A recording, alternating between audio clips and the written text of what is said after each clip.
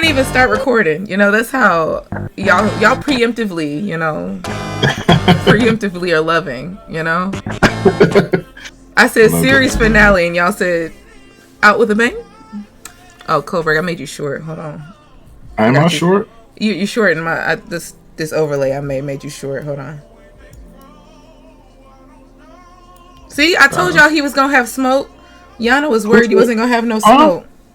Well, so that's the fun thing. So during season 1, there became this weird thing of like everybody wanted to up the person before them.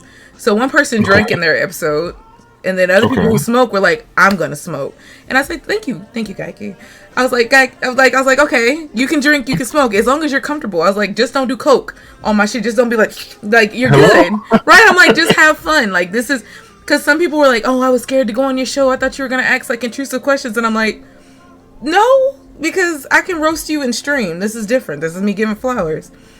I already got a damn diss track. You got 3. You got 3. I went and counted. Blame Daryl. He started it. I can't leave my Thunder buddy behind. I thought Daryl was my dog, bro. He is. That's why you got 3. We stopped. After you didn't react after the second one, I was like, he's dead. He ain't with us no more. He left us. And Daryl's like, no, I'm spinning the block one more time. And I was like, I can see why he ain't coming back. That's tough. We definitely hear y'all. That's fine. Ma'am, I definitely didn't pressure her to go live. You did. Thank you. I'm looking at all the stuff. Mel said at least spit first. Please. Tell me I'm pretty first. Y'all ain't say shit about my hair. Your hair is amazing. Thank you. And I love this Twitch Mania 3 shirt. Thank you. My limited edition Twitch Mania 3 shirt that I did not earn. I just got it because I was loved. John 3:16. Get y'all a best friend like mine. I remember that. Shout out to Daryl. Shout out to Daryl, earning one and winning one. I was like, that's how the fuck we do it. That's crazy. That is a way to get pregnant. I guess it is. You'd be surprised. People have gotten pregnant for less. I was sober. Daryl was like the only person that was sober. The most drinkingest person was the most soberest guest I had. Wow. Sleep deprivation was the opening episode. It was. Daryl's episode was shot at 3 a.m.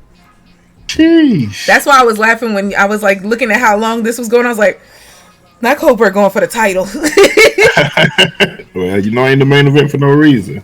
All right now. This live. I thought this was a video, Geike. No, we're here. We're here at night. I love your glasses. Andy, stop trying to fuck me. Cute ass shirt, thank you. I love your curly shabab. You see it. I don't know why. That's been my phrase this week. I was saying that all week. I'm screaming. I said that in Overwatch like 8 times. I'm like, she keep healing me like she trying to fuck me. Like I was like, that's not a normal way to talk to people. I'm sorry.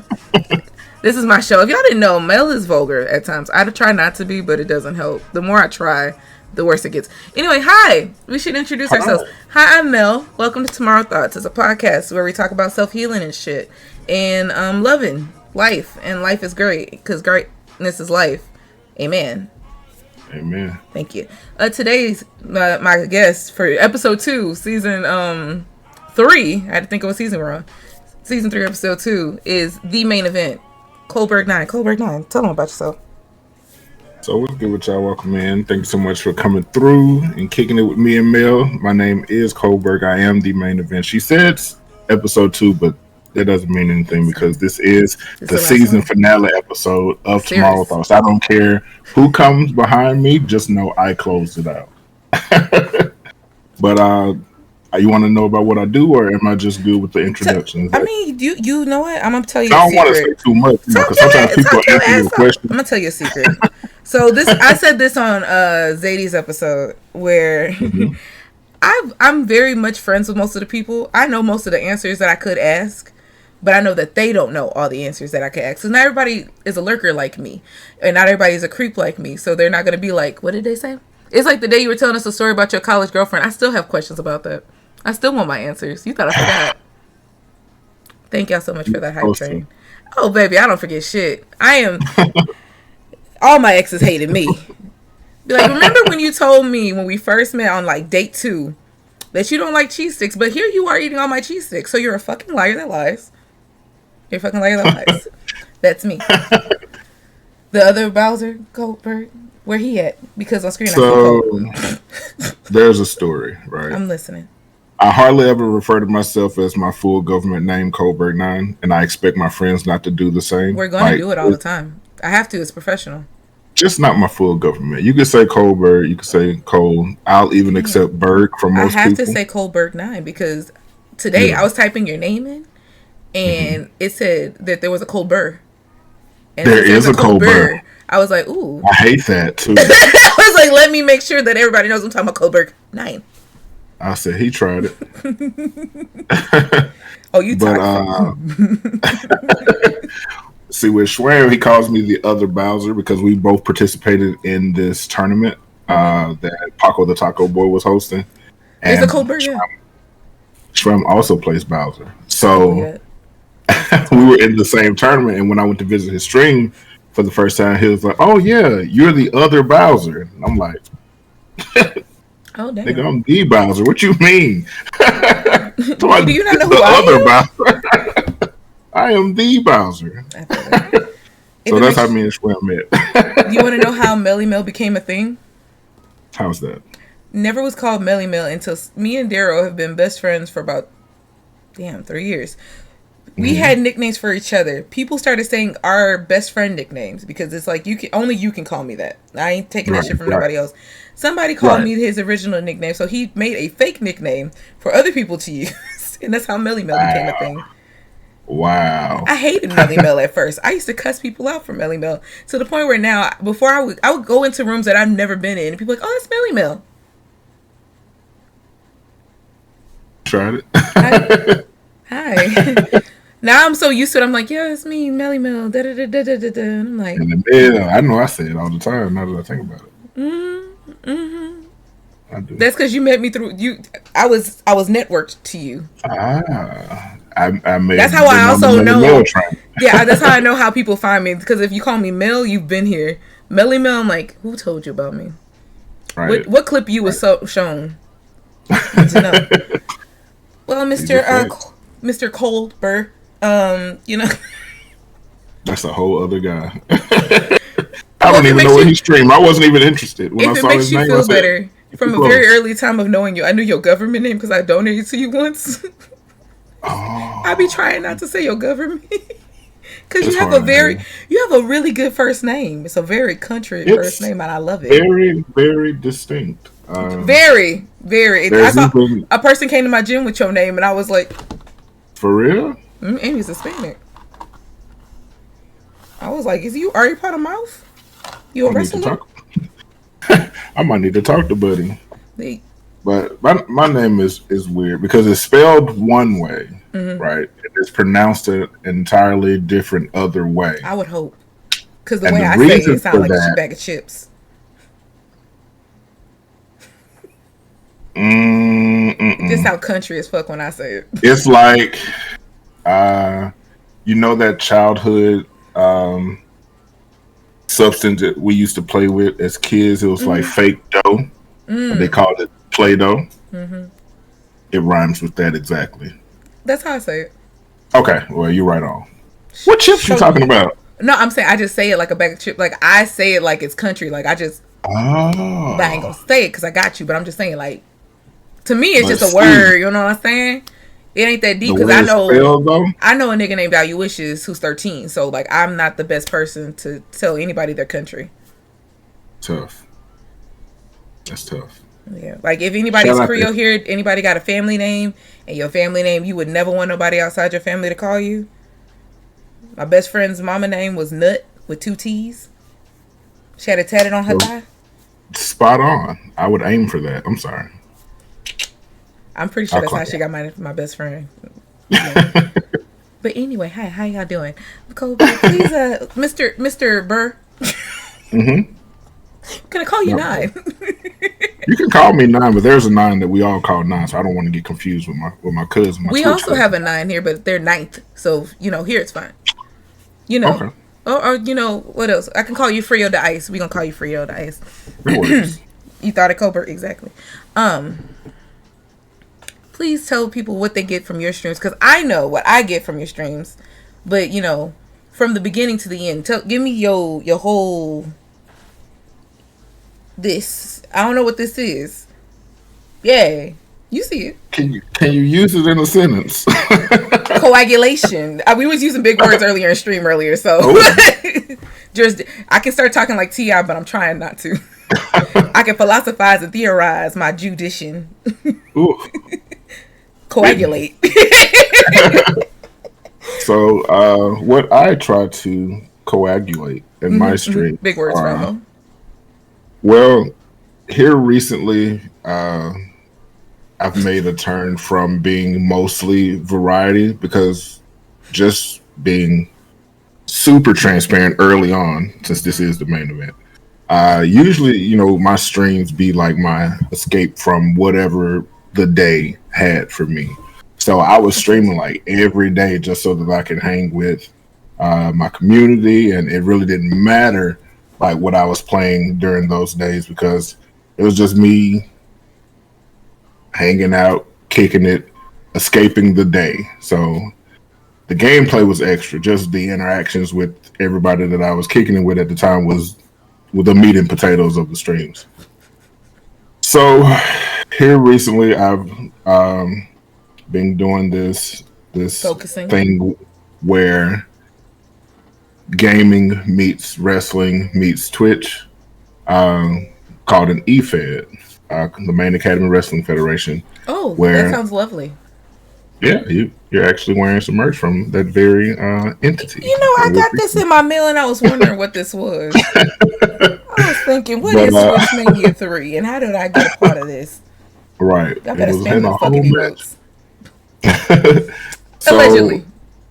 Yeah. I ain't win, so I'm gonna say allegedly. Right. Damn, twitching. But it's you know, it's been really good. I've been really enjoying this journey so far, and I really feel like I can take it, you know, to the next level. So I've been more focused on that. I also do a talk show where I highlight streamers who I feel are the next big names on Twitch. We call it Who's Next. And I've heard of that show. Like, have you? I know a couple people that's been on that show. Oh, really? Some of them have been on my show. Yeah. Talk about it. We know great people. I like to think so, at least. These are people that I truly believe in. Like, I know it sounds like, you know, the catchphrase for Who's Next, but it's like the actual factual. Like, I truly believe in these people, and I feel like they could be the next big names on Twitch. And if there's anything that I can do to extend a hand to help them reach that next level, you know, that's what I'm gonna do. And I think Who's Next kind of the intention of Who's Next is to help with that. So even after the show, I still try to continue to promote and push those people, because I really want to see them at the top where they belong, because I enjoy watching them and I know what they do for me. I can only imagine what they could do for the rest of the world if given the proper platform. So Who's Next is the start of that. What is it that you see in those people exactly? Like, what's the big celebrities be like, they have the it factor. What's the it factor to you when you're in a stream that makes you go, this motherfucker right here, who's next? It's like people being them. I think that's what organic people people talking about their dick. They ain't got no dick. All that. I need all that.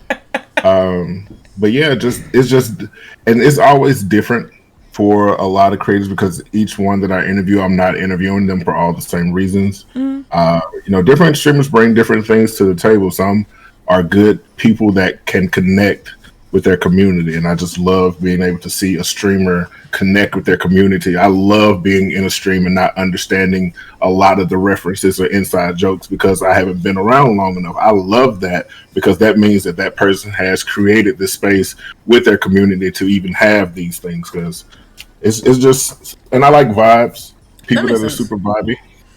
I know you've had a couple people on the show that I literally ran from your stream and was like, I gotta go follow them.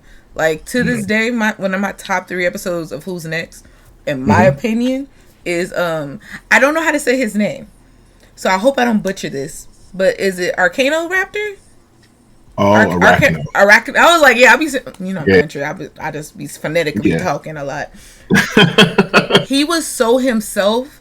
He was. That I was like, I see his tweets, and I always read his tweets in his voice, but I'm like, that's probably not what he sounds like. Watching him just animated as fuck, I was like, yeah, I'm here. Yeah. And then he was like, I'm retiring. I was like, what the fuck? I was like, I was excited.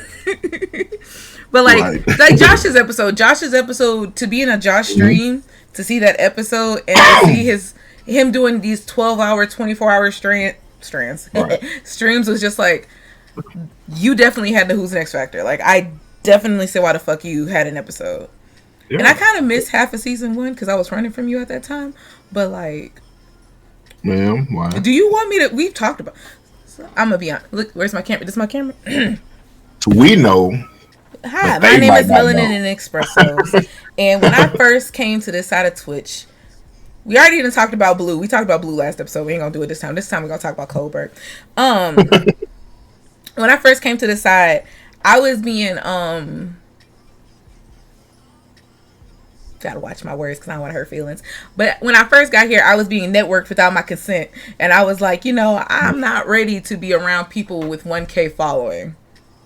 800 following, stream team people. I'm not ready for that. And people were like, nah, you gonna cook and fucking play with these people, you gonna talk to these people, you gonna be friends with these people because these people are cool. And I'm like, they're cool to you. I like weirdos. I like people that kind of snort with me. Do you know the latest TikTok sounds? Because I do.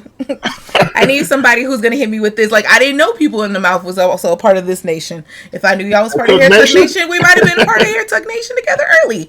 But like, you blame Josh for that one. I blame Josh for not talking more in chat. That's his fucking fault. But like, for me, I wasn't ready to be around big people, and I know that my personality. I always say personally that my personality can be infectious, and I don't like when people be like, oh my god, Mel, you're the shit. Because I'm like, chill out. I'm human, don't worship. I ain't trying to be like a celebrity that be on the shade room and people be like, she said this in 2012. Because I said some crazy shit. I done some crazy shit. I'm a weirdo. You know what I'm saying? Somebody might be like, I saw this screenshot of her twerking on front of a bus. She was throwing that ass, but who twerks in front of the metro? You don't know what I was doing. I don't know what I was doing. I ain't want motherfuckers looking for my shit. But anyway, then I finally got to like sit in chats. I think I sat and was, I don't remember. The day I did Follow Age and I was like, yeah, I've been here for a minute. I just ain't say shit. I think I started talking in the middle of season 1. Middle of season 1 of wrestling. Was when I actually started typing in the chat, and I'm just like, try and be yourself on stuff. And I'm like, gets food from concession stand. Nobody's looking at me weird. We're good. Nobody thinks I'm weird yet. Okay, gonna keep going. And that was literally how I started. And then I think me and Daryl one day were like both in your chat, and then I said something to Daryl. Was just like, I see you in Coldberg shit. And I'm like, you were here too? Okay. He was like, I'm a whole ass wrestler, Mel. I'm like, I thought that was you. I was nervous how you had an ass. And that's literally like, I think I started unlurking slowly. And then I did did one of the Blue Academies where Wednesday Wisdoms did a talking thing. And then after that, I just started being myself in chat because Coldberg didn't tell me to leave. So I was like, oh, you can be weird here. Yeah, absolutely. We love it. You see, because I'm definitely a lurker. Mm-hmm. Catering was basically built around your comments. Miss Rosita became a thing. Oh, y'all don't just understand. Just from you talking in chat. Guys, HR is about to be a thing because if I can transfer to catering from catering to HR, y'all about to have insurance next year. What you talking about? We about to have a 401k plan. See, and now we got to do it. Now we got to because that's amazing. I was like, I already found me an outfit in goddamn 2K Customs. And I already found me an HR outfit. I'm excited. Let's do it. It's a plate, not a plate. You remember when you started talking? Me and you started talking like the same 2 weeks in the middle of season 1. But yes, please keep talking. Just talk. You ain't gotta wait for my questions here, my friend. You got a question for me? You can ask me questions. Just want to, like, I never get talk. It. Like, I understand. It's not you. You don't do anything in your stream that would make me not talk, like Blue. But you. I apologize, I had to. But no, you don't do anything. It's not you. It's genuinely, factually just me being like, don't be too weird in front. Because in my opinion, you guys were my friends' friends. Uh-oh. And I didn't want to embarrass my friends. Oh, he frozen? Oh, hold on. Yeah, he frozen. Yeah, he moving. He moving. Say a word, please.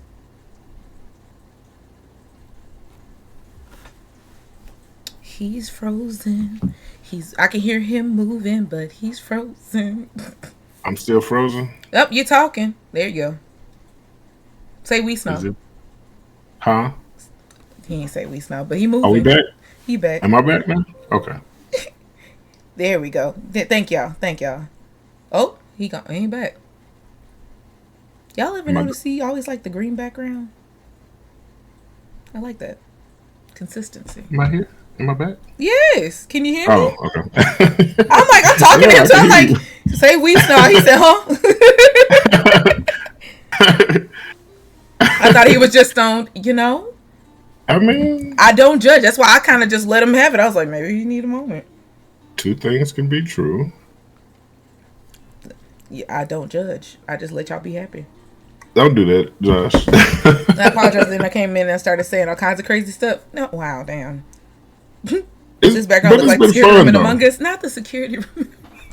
Don't do that. I ain't in no Among Us. I don't do Among Us. I retired a long time ago. I made it the first year. Then I gave up.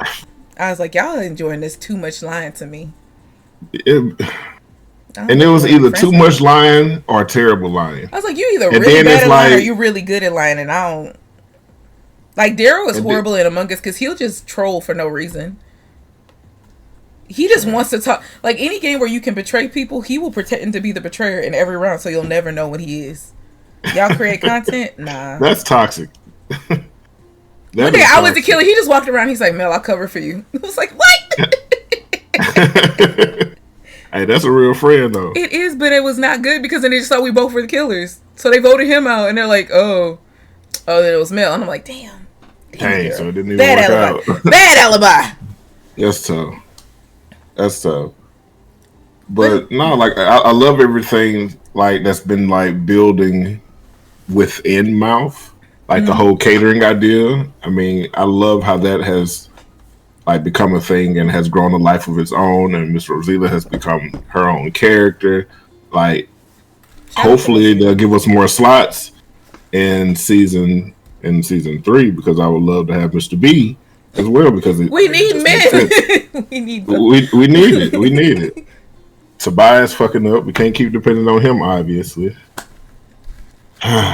He said he is his sister's keeper, so I'm not gonna say nothing, but Monet Inc. been fucking up this goddamn family. All three of them. I was trying to make a goddamn joint family account, and y'all motherfuckers said fuck catering.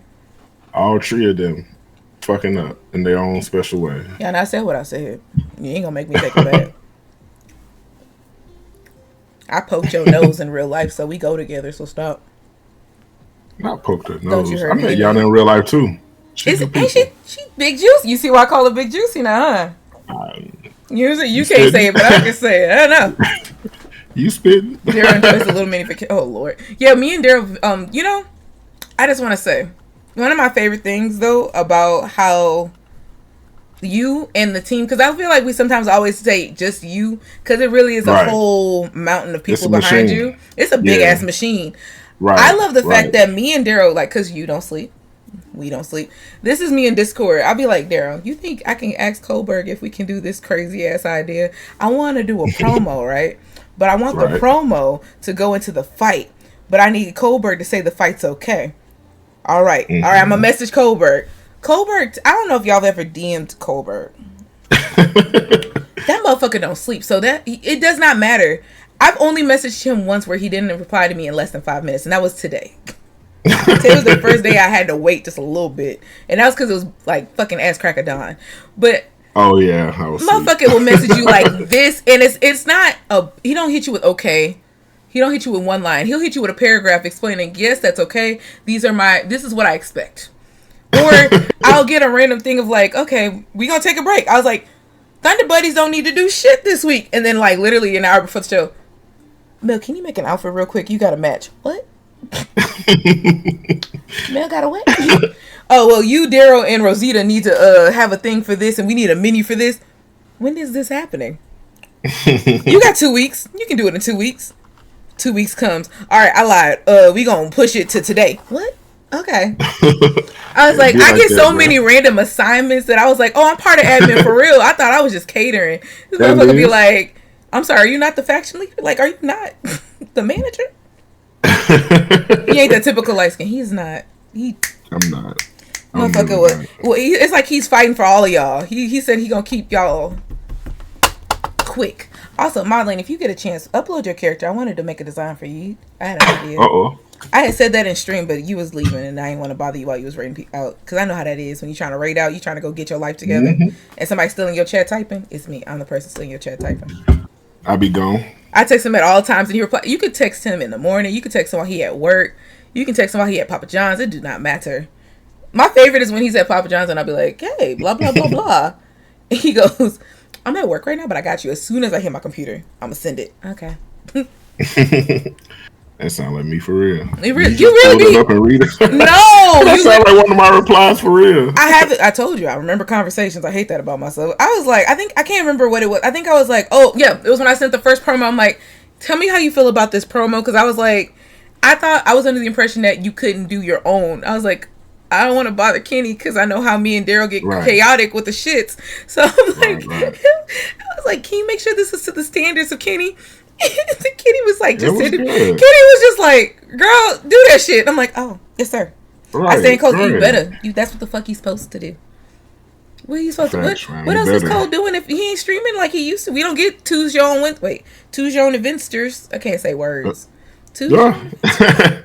You right. Yeah. I miss those. I need you to know that. I do miss the Tuesdays. I miss those too. Those are. I do too. I understand not doing it as much, but you need to bring back it's Tuesday. A lot. I'm gonna try. I'm gonna try. Maybe twice a month. If there's not a who's next, go ahead and drop one of them. Yeah, I can see that.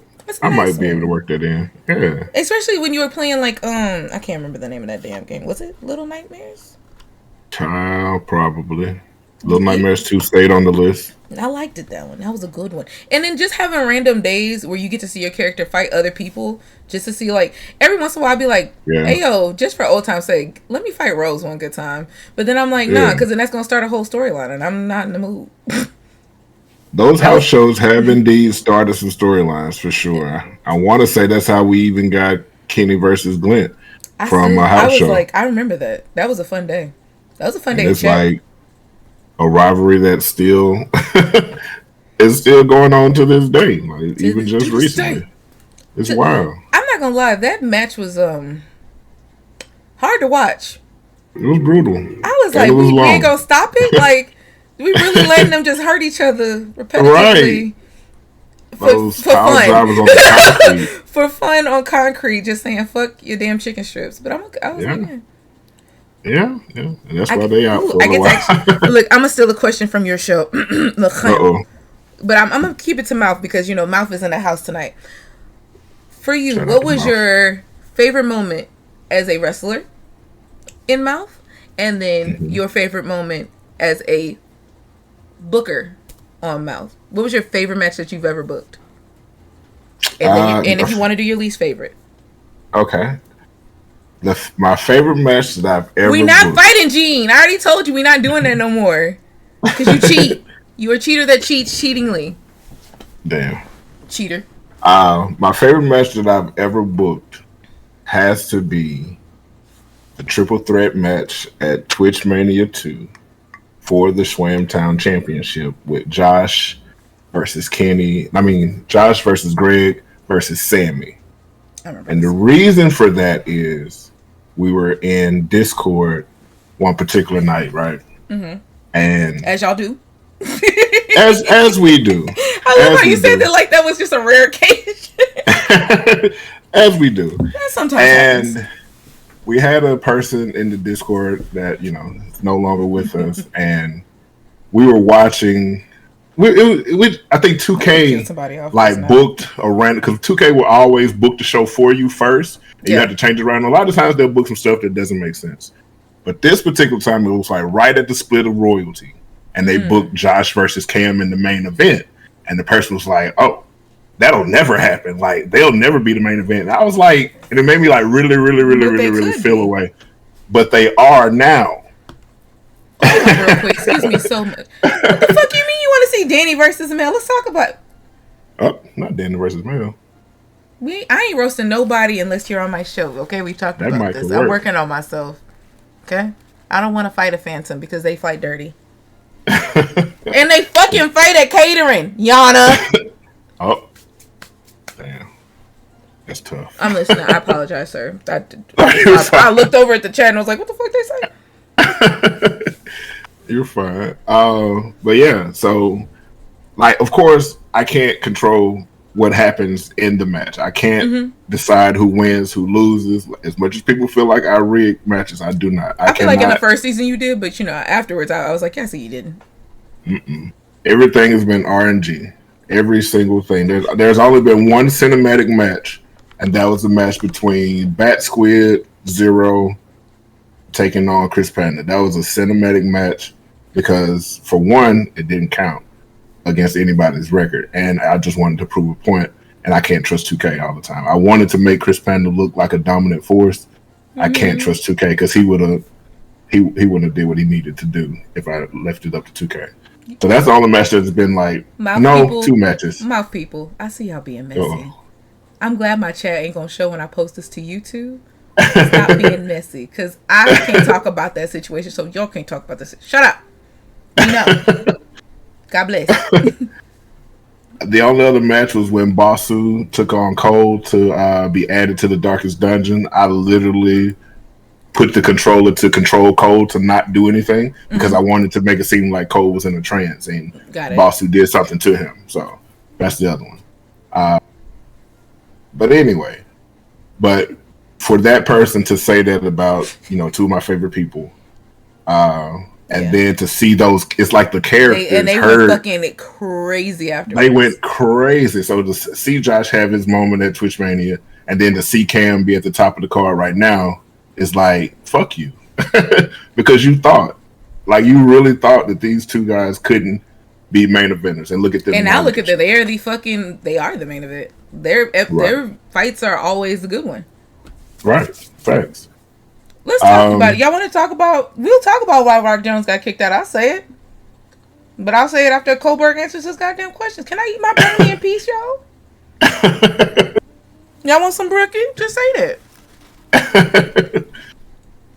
Yeah. But so that was my favorite match that I've booked. My favorite match that I've been a part of, and I guess I could do it in both parts, 3 parts maybe. Well, both parts. What else are you doing tonight? Well, I'm saying, not really. I was gonna start Baldur's Gate, but other than that, no. Oh Lord, are you gonna make your character? Queen Cole will be in the Baldur's Gate universe. Y'all are so nerdy, and I love that. We gotta create this multiverse. So MAWF already got what, Lobby 22? Is it? What did y'all lobby in Street Fighter? Oh, it was 200. 200. I knew it had a 2 in it. Y'all had Lobby 200. Now y'all gonna have Baldur's Gate. Baldur's Gate. We had Wild Hearts. Thank you, Blue. Queen Cole, Smooth Johnson, and Josh were all in Wild Hearts. Okay. We're just creating this universe. All right. I'd even talked to somebody about creating like a Sims version of MAWF for the women superstars. Child. But we got to revisit. Well, it's gonna be the Real Housewives of MAWF. I'd watch. Yeah, I watch it too. Though. I'd watch. That sounds interesting. I'll watch it too. But I gotta circle back because we talked about it a while. Ooh, this was like right. I don't have the game and I don't want it. We talked about this. This was before season 2 started. You should though. I don't know anything about it, so you can learn with me. I played what's it called? The turn dice style game. It irritates me. I don't even know. I was a D&D person, and the person that did my D&D session, he was very aware of my tolerance for certain shit.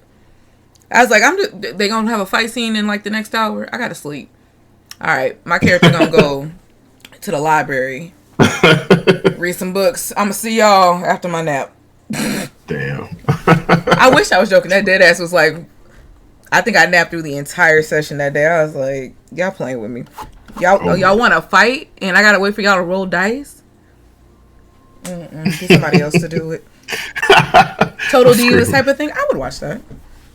Yeah, and what was your favorite? What was your favorite cold match? Okay, so my favorite cold match. Damn, that's tough. I think I got two. We did take a nap together. That was good. Sorry. My favorite. The first one would be. Damn, that's tough. The first one would have to be, again, back to Twitch Mania 3, when the main academy returned for one night only to take on Terribly Loud. That was TG and Loudmouth Ant. Now, the match did not go. Yeah, the match did not go the way I wanted it to go. I wanted us to go out on top, but 2K didn't. 2K didn't want it, so we can't fight it. But I really enjoyed our interest together, and then having the whole, because Yates created looks for both of us. I uploaded the looks for Blue onto Cole and vice versa because I just wanted it. I just wanted something different. It was nice. Right? It was that was a look. That was a very beautiful homage to each other. Right, exactly. So that's one of them. The other would be the Clown Cole reveal, and also debunking the fact that Cole and the Stranger are not the same person. Like that has to be my other favorite match. Now I want to say that match was against Josh for the Schwamtown Championship. Look at you, Josh. Someone who shouldn't, the underdog, who shouldn't be in the main event. Look at you. The motherfucker took over the show. I still say had the top promo. Your promo ate. Really, I hate to say that. Like, it was good. Because what killed me was the extra editing you did, where it was like, you went back and said, I could go harder on that part. You had a Beyonce moment. Like, that's if I didn't know your birthday was when it was, I would have thought you were a Virgo because you ate that. It was giving what it needed to give. If you needed some flowers today, Josh, that was your flowers. Don't gas me. I have to. Let me toot that horn, baby. Toot toot. Not the toot toot. Toot toot.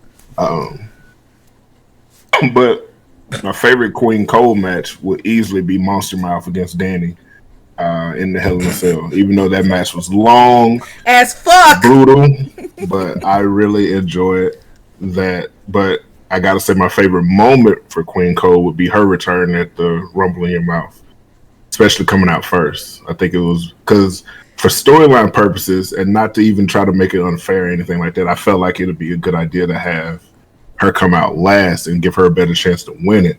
And I was like, nah, y'all got to see this entrance. Y'all got to see this full entrance in all of its glory. It was nice, though, because she came back. So it was just kind of like, oh, yeah, hey, girl. Right. I think what was it, like October? Too. We hadn't seen her since like October. Mm-hmm. She just came back. I was like, girl, I knew we was missing somebody this season. Yeah, it was good. It was good. 5 month luggage. Right, it was worth it though, because that hat, she killed it in that hat. I love that hat. Shout out to Yates. Yeah, Gear by L, he killing the game. Comparing season 1 to season 2, and all of the aesthetic changes, what has been the most like moment where you look back and be like, damn, if I knew on the first match that we ever had that we would be doing all of this, when was the moment where you're like, we got something here? I know that was a good ass question. I know. Well, it was. I had to lean back in my seat. I ran out of water. I'm over here like, shit, I might have to get up and go get me some water. I might have to do me a mirror walk away. Honestly, just looking at the product, I really just never know what about the product is that moment. The moment for me personally was for a community member, and I'm gonna call her out, Tanja. Tanja had never consumed any wrestling in her lifetime whatsoever, and she was in the stream not even knowing what to expect. The fact that she was just raw dogging the creation. She was raw dogging wrestling for the first time, and came and actually enjoyed what we were doing. And it wasn't even MAWF at the time. Like, we were doing wrestling. MAWF, but it wasn't a MAWF night. It was like a Royal Rumble night. And she was like, well, I'll just join in just to try to see if I can get in on this giveaway. So she got in on the giveaway and almost won it in her first one. I remember that day. And yeah. It was that was Tuesday. It was probably a choose your own adventure day. Probably choose your own adventure day, yeah. But, you know, she's been coming around and she's been enjoying the product. She's been representing MAWF outside of Twitch. Like, she went to DreamCon with her, you know, representing MAWF shirt. She was in there watching SummerSlam with us and was watching, like, because she was commenting and, like, asking questions. Like, you know, she was there. So it's like, that was my I made it moment. Just seeing her, somebody who had never, ever consumed any wrestling within her lifetime.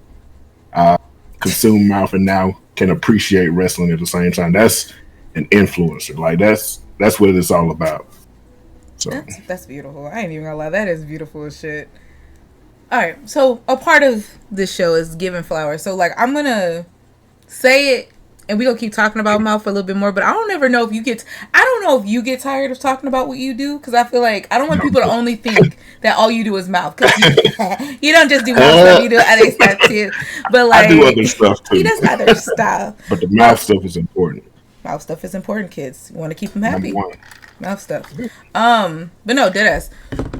I think that one of the biggest appeals of MAWF is the fact that some of us, a lot of us, especially the people who were like excited to make characters, our core memories with certain family members and like youngster times of like hanging out with friends was wrestling. Like, some of us was WWE kids, some of us UFC, some of us had, you know, cable, so they was watching all the shit. But I was a broke kid from like the podunk ass hood where like I'm walking down barefooted with a country in front. Me and my grandpa watching SmackDown every fucking Friday.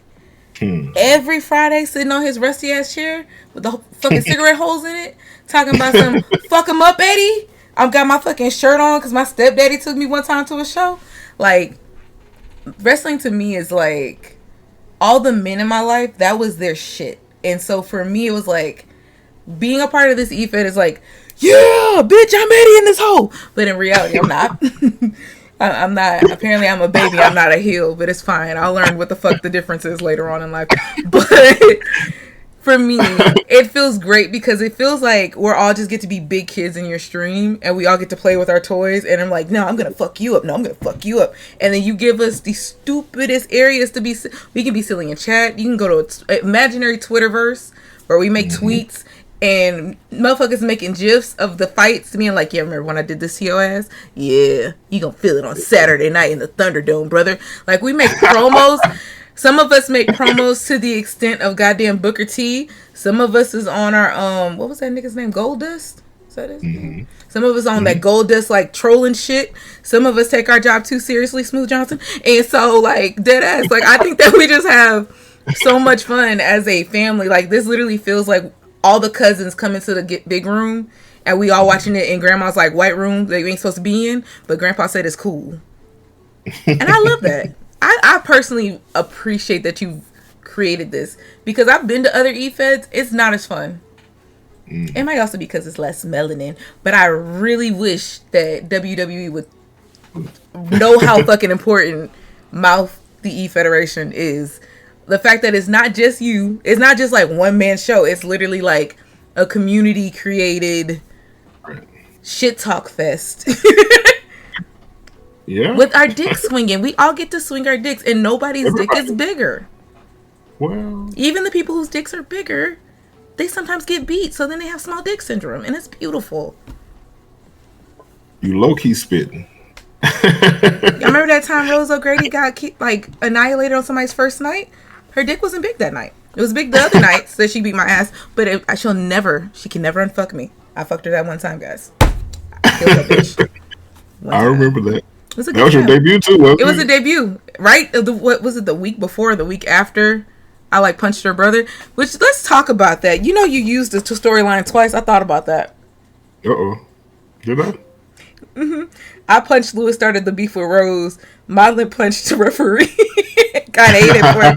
I was like, me and Madeline were talking to Chen. I was like, if it makes you feel better, I was like, the reason why I defend you so hard, I too punched somebody and like was hated for like a couple weeks. It's okay. You're gonna get loved eventually. They're gonna fucking love you later. You just gonna have to get hated for your first season. I promise you, it gets better your second season. Hey, that's how you draw heat. Attacking the innocent. That is one way in that to draw situation heat. in season 1, fuck Lewis. Season 2, Lewis, I love him. Season 1, fuck him. That's what I said. Who does Melly want to fight? Who made this? Gene, get the fuck. Who would I want to fight? Honestly, in MAWF, I think I want to refight people, but I'm realizing that one match I failed because I've never been in a tables match, and I never thought we would ever have a tables match. And so then I got fucked up. But I beat Sugar, and that hurt. I'm still hurt about that to this day. Yeah. Sugar was still I was looking gonna for ask Sugar. I was trying to ask Sugar, if she wanted to hold my hand, but like they said no. They said, nah, man, we know what you want. You gonna whoop her ass, and now she ain't gonna talk to you. She ain't gonna make eye contact with you over a fucking croissant no more. Damn.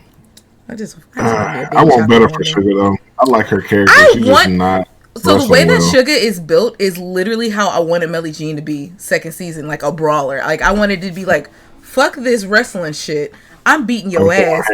But that's not how MAWF works because everybody else isn't made to be in brawl fights.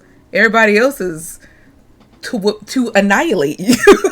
They don't want to fight fair. They want to win. Maybe why Sugar is having the record she's having. And I'm mad because I wonder if I join Sugar, we could be Sugar and Spice.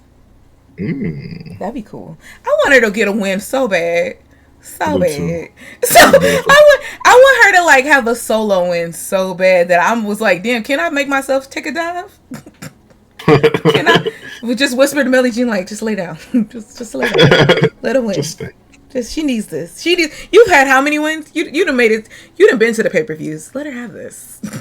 Right. MAWF Twitter is the best Twitter. It is. Shout out to the people who use real Twitter on their real accounts, or shout out to people who make Twitter accounts for their character, because y'all have a dedication I could never. Y'all remember them logins? Right. It's too much. Yeah. I was like, tweet generator. I got it on my phone. I be at work making my tweets. Be on the elliptical. Like, let me just send this hoe real quick. This is the menu for this week. Y'all be. And that's why I'm grateful for the help too, because it was always pitched to me to have like a separate account for MAWF. I was like, who gonna run it? Because which one of y'all gonna help me upload this shit? Because it ain't gonna be me. I can barely be me on socials, let alone be me and a business. I can't handle both. I ain't even gonna lie to you, especially those named Frank and Jessica. The storyline of the referees. Are you intentionally not booking referees? I never understood. Is 2K just helping you with the storyline like amazingly?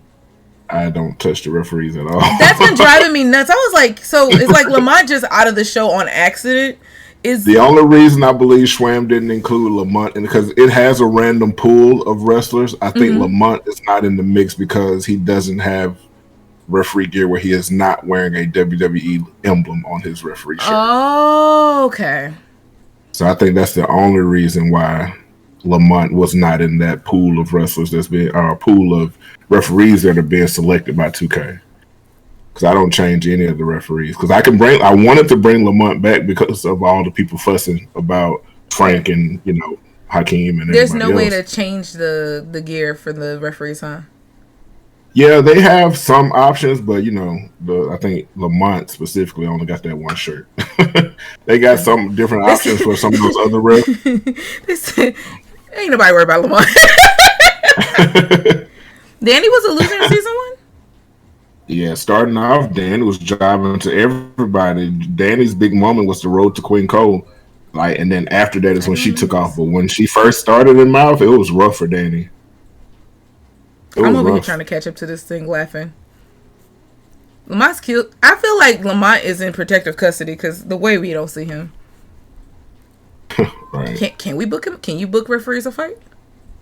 We tried looking for some referees because you can't put the referees in the match to fight on Just 2K, we tried to look for where people have created these refs in the community creations, and we found them. Mm-hmm. But the only way to do that is to mod them into the game, and trying to download something like super modded to console, you get an error. So if I had a game on PC, I could probably have those referees in a match. That makes sense. Hold on real quick. Hey, people, because y'all know I know MAWF people already got it. MAWF person, can I get Coldberg's throne, please? I had it already in here, but then I unpinned it. Go ahead and drop that for me, please, and think. Hold on, do I still have it on Control V? Look at, I'm lying. I don't need y'all. I'm grown. I don't need y'all. I'm grown. Yeah, see it. But yeah, let's get Coldberg this PC, because the way I can't wait to see how the outcome of MAWF season 3 is gonna be. Let's just talk about it. I'm so excited. I ain't never been so excited for a season while we still in the other season. I'm like, right. Would Coldberg get a PC and then we can really touch shit? Nah, I feel like I'm not gonna lie. As somebody playing this shit on PC and comparing it to you and Yana, we ain't that different, you and I. We not that different. In fact, I feel like y'all have a little bit more crispier gameplay than we do, because I be struggling. When I've been trying to play the Lock storyline, I haven't gotten in the ring yet. Game crashes immediately. I think literally the lock box came out. I was walking up and then I was like, wow, I'm a black man in shackles, and then the game crashed. Oh. And I was like, did you hear me? Did they hear what I said? Okay, you don't get to play. I was like, so you mad at me because I'm letting y'all know that it ain't cool to have a black person. Hey, Matt, have a black person in shackles. Was it Twitch Mania 3 or was it the PLE against Rose? Wait, what? Oh, one of them I was hurt. Oh, Danny was saying one of them she was hurt. For Twitch Mania 3 or the PLE against Rose. I don't know. Twitch Mania 3 was against Yana. It was the submission match. It's what Danny did at Twitch Mania 3. I was about to say, for me, most times I have to remember the pay-per-views by what our costumes were. Or what was the theme.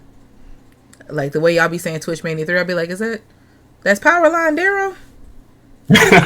That's for sure. Shout out. Y'all know how hard I worked on that? I worked so hard on that outfit. Oh, that was hard. I was like, Daryl, what do you want for a costume? This motherfucker looked at me and said, Powerline. I was like, you want the hair too? I can do it.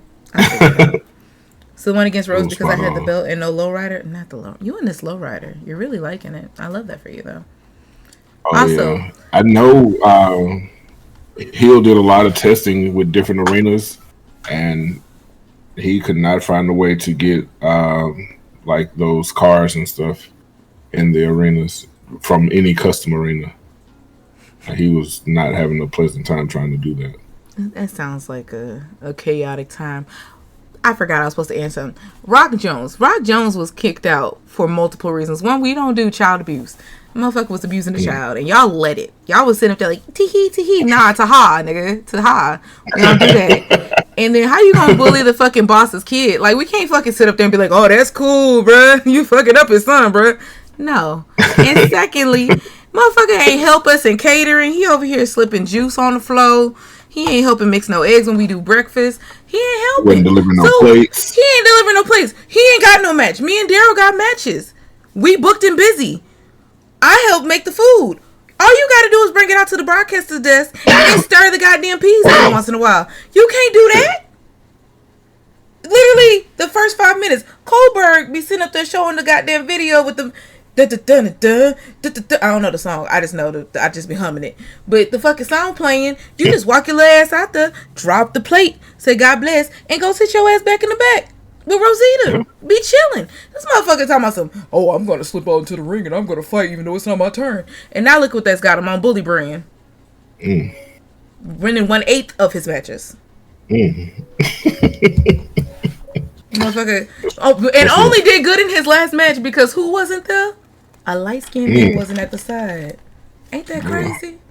Ain't that crazy that his manager that he got now can't help him, but the only time he was winning was when he was with Darrow? Sometimes. That's crazy. But nobody want to talk about that. But that's fine because let me tell you something. When you got a black woman by your side as your manager, you can only succeed. Period. You spitting. I know. It's almost like I know what I'm talking about. Yo, Mel, what's cracking? I gotta stop saying what's cracking because somebody gonna come in here. This promo, what promo? This a promo? It should be. It could be. It could. Mel don't do live action promos for multiple reasons because I feel like I need to go put the blue wig on and I don't know where I hit it. I hit Melly Jean for myself because I don't like how my TikToks look when I got blue hair. I'm a different bitch. Child. To this day, Be Nice giving me a compliment about my blue wig and hair. I was like, I'm done. I was like, that. He was like, Mel, I really like them TikToks with the blue hair. And I was like, all right. We're done. We're shutting this down. Shut it down. I was like, y'all niggas no, we're not doing that. Because then y'all gonna make my hair get big and then I'm gonna go dye my real hair. No. You can't give me compliments. I don't know how to take them. I don't think anybody would be mad if you did. Nobody would. I would. y'all talking about, y'all think I'm bad now. It's gonna be worse. Remember when I made you? Are y'all still talking sexy? Why y'all? We just got the auntie stop fighting. Y'all aren't. We separated y'all from shows. Why are y'all fighting? Child, it's like it's Creole King Kenny and Macho Glenn all over again. It. Y'all fought. One of y'all lost. Let it go. What's up, DL Miller? That's how it is. Some folks just are just attached to each other. DL Miller. And you made one tap. Okay, they still going. All right. I'm just going to scroll down. Kid was on his neck. Nerd Joe did not support the Eagle. Whooped his behind. Y'all know, you said this and you were hinting about who hasn't been seen. Other than that one person that you said before, who else has not had a match? Because I feel like we're missing like 10 people. Or am I tripping? Has everybody else had a match? Except that one? Who we talking about? Who's the one? From the faction that is... Oh, you're talking about Crip? Yeah. Crip was the leader of Bang Bros. He used to come out with Chris Panda and Bossu before they were Pandas and Clowns. Yeah. So he didn't sign the time. He's the only one from that Because I'm not going to lie. You want to know who I thought the stranger was going to be, but then you said that they were a person in MAWF?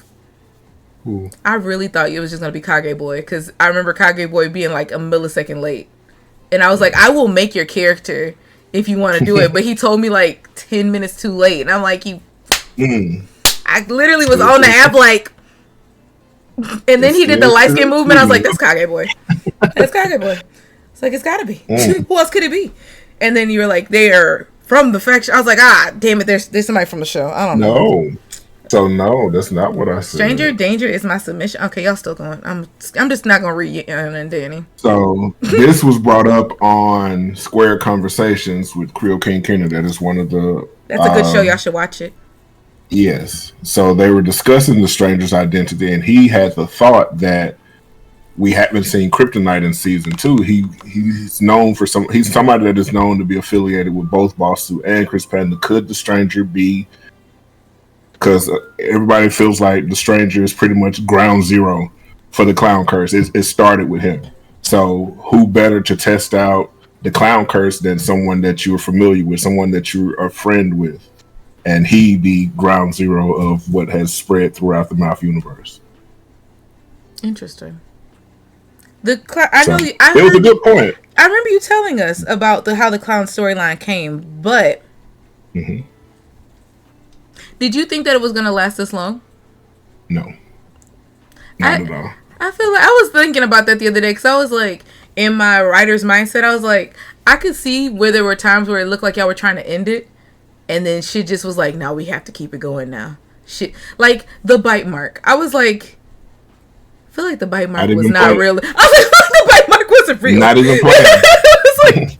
I was like, it was giving like Coldberg just making something up and he going with it, and I'm like, I'm fucking with it though. I like it. And then it just like each week it was like, okay, it's getting crazier and crazier and crazier, and I'm like, all right, we're slowing down.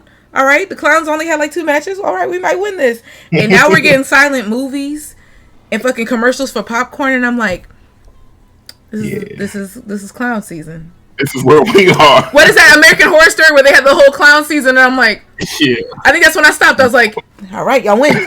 It's Trump and clowns. I can't do it. I was like, too much. Also, here's 1 point. Thank you. I practiced. I bought it at the store.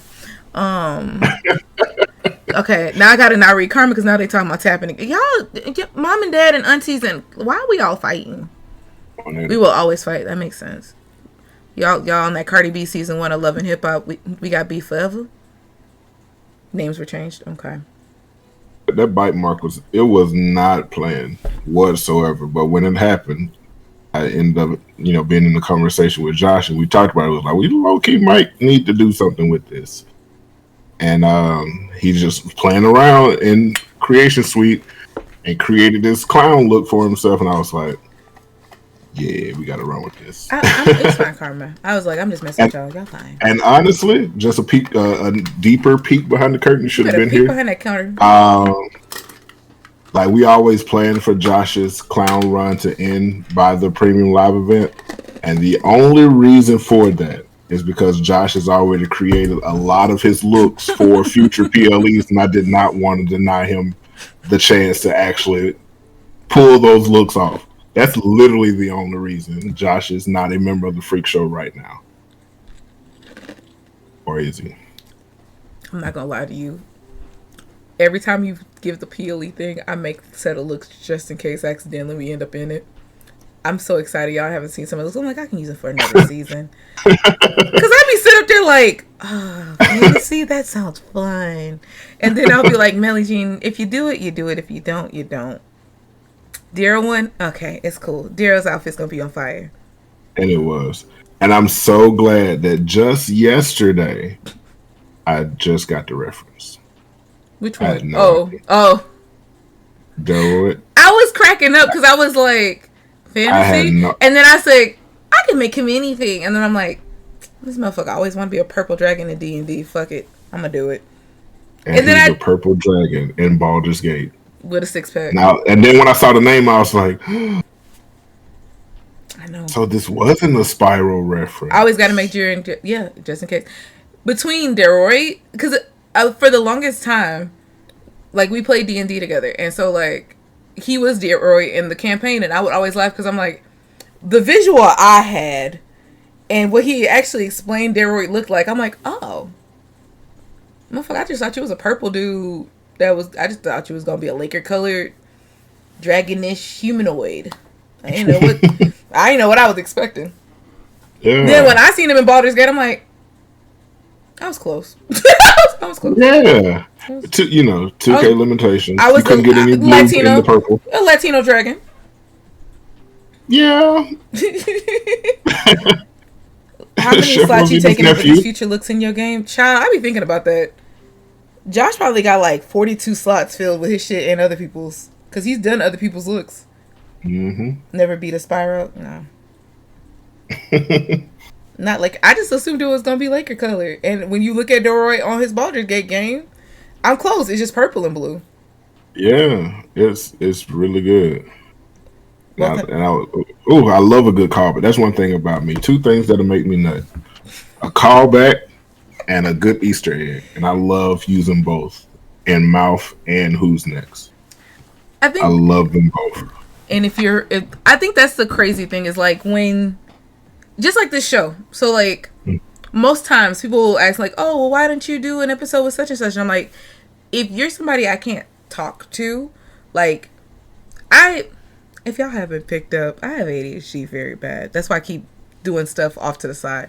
But like I stim a lot. And so like in my chat, there's like commands for when I'm stimming that if you know me and you've been around, you know to spam it. And then I'll be like, oh, I'm focusing. What's up? When it comes to references and like people and jokes and stuff, as y'all can see, y'all think me and Daryl have this joke of we're not really best friends. 18% of my day, somehow Daryl gets involved into. The rest is my boyfriend. I was like, my boyfriend is very aware of Daryl's existence.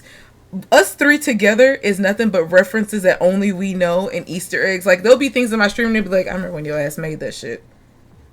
I hate that. Like, you, Coldberg, see that wig, Stan. They don't. But they know that depending on what wig is there is what I did today. If they know that blue one's there, they're like, you was on TikTok. You was being a thotty on TikTok, wasn't you? Maybe. Is that your mom? Or my favorite is like, is that your mama wig? Mind your business, bitch. She ain't using it. I don't even know her family. Shut the fuck up. They know. Damn. Everybody knows. Everybody knows. You can't unclaim me, friend. At all. I have the shirt. I would not have this shirt if it wasn't for you, friend. She's spitting, Daryl. You gotta love me, baby. Come on, baby, love me. It's too late now. We 3 years in the game. Come on. But anyway, outside of MAWF though, something else cool that you do, and who's next? Something cool that you do is you put a lot of emphasis on your community. Like you're such a king lurker to where before we ask for help to push something that we're doing, you already know. I need you to be aware. I'm very happy my original sound command was what it was for you. How do you have time? Because I know for a fact that you're at work for most times to be in like 42 streams and paying attention in all of them. So it's not easy.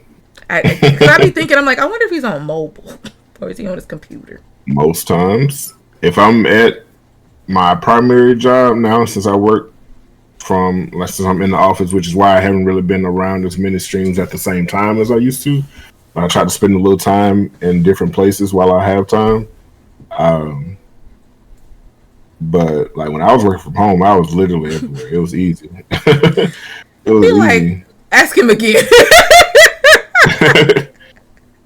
It was easy. That's what I'm saying. I'm like, I'd be assuming he's on the mobile app. I'll be like, Coldberg, I see you in somebody else's stream.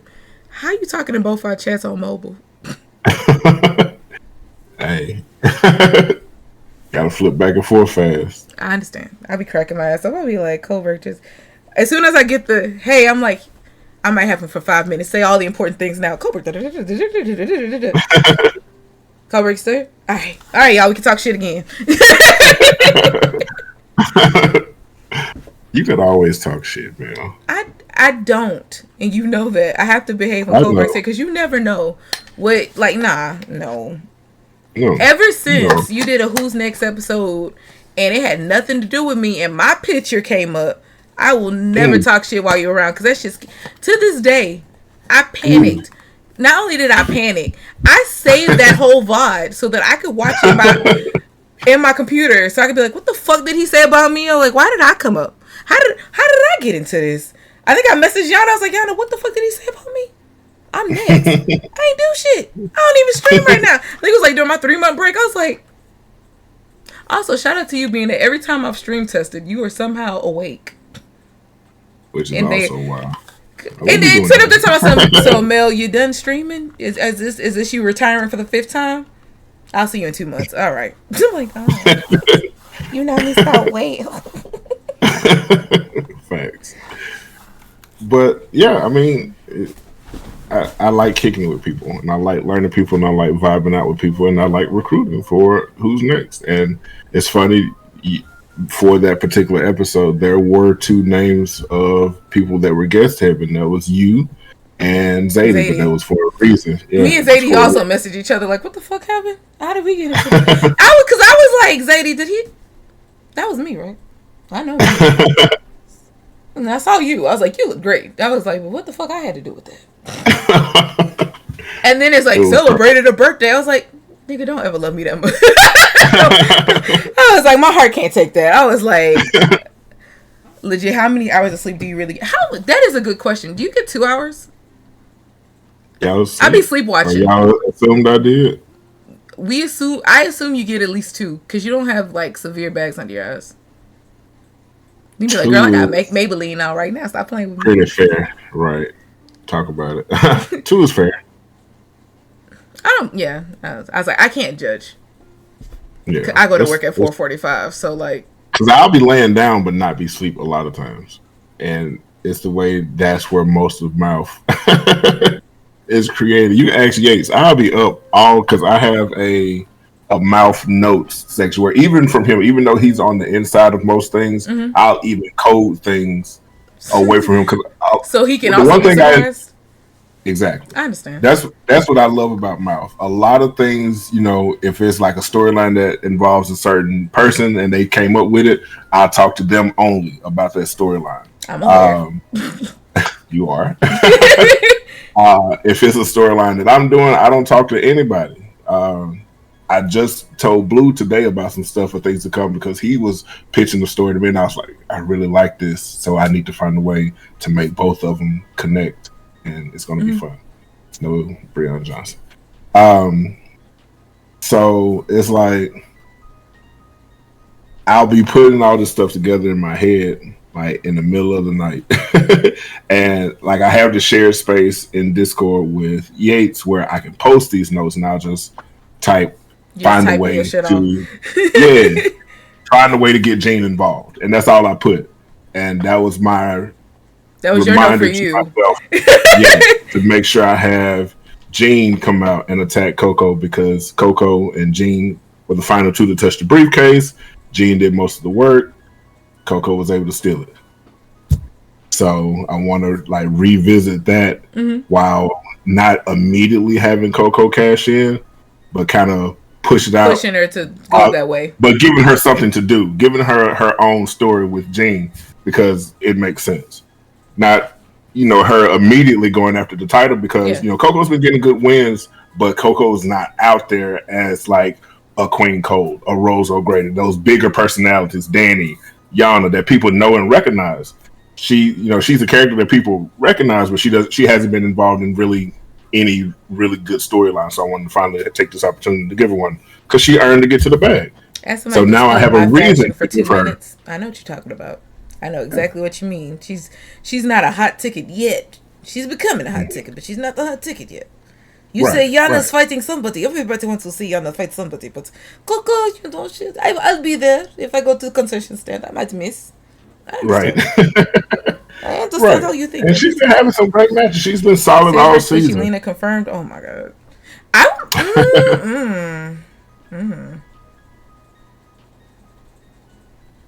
I'd watch that match. It'd be good. I'd be mad if my channel points get. There'd be a reason for it. Coco made Michael. She did make Michael Cole eat a thigh. I haven't snorted this whole episode. Shut up, Gene. Just because you're here. Just because Gene's here. Not even because Yana's here. I like Coco. There's certain characters where I'll be like, I would love for you to surpass everybody. Just because you kind of were written. To me, certain characters got written as underdogs. And then I'm like, oh, when you make it big. I'm perfectly... I've been saying to the longest time, I was like, Melly Jean is like, if you were to be like, Mel, I need Melly Jean to sit out for like 7 episodes, I'd be like, okay. I'll be catering. I'll be doing my little part. That's fine. Ain't no problem. I was like, I'm okay with being like not used as much. But like certain other characters, I'm like, my favorite. I think one of my favorite characters, even though Sugar is my favorite, Sage is one of my favorites because I love a Sage match. Because Sage will fucking annihilate somebody. Facts. And her character doesn't have like no nastiness to her. She's just like, all right, to beat a bitch up. I'm going back to the bag. And I'm like, that's how the fuck you win. Ain't don't need no malice. Don't need no malice. She's with your ass. Now what you gonna do? Lay on the floor. Right. Lay on the floor. You spin. But because it's like sometimes exactly you get like how she is as a person too. But that's my thing. I was like, I like that some of us, our characters is us. The original Millie Jean thing, like from the entrance to the fight style to everything, was very much me. I literally looked at every move and I was like, I wouldn't do that. I think originally my character like skipped sideways and then did like the hula dance. Everything was a mix of just random shit that I would do. And then I think the taunts were just me, like how y'all were like, what the fuck is the zombie thing? And I was like, I would do that. I would wait for a bitch to do it and it's just like, who did? Your ass did. Like, I think when I was making the character on stream, I was doing everything. I was like, that's some shit I would do. That's some shit Mel would do. It was like, I think I had her laying on the robes, but then I think it was one other thing where it was like some fucking dance, and I'm like, anytime I can dance on a bitch, you do it.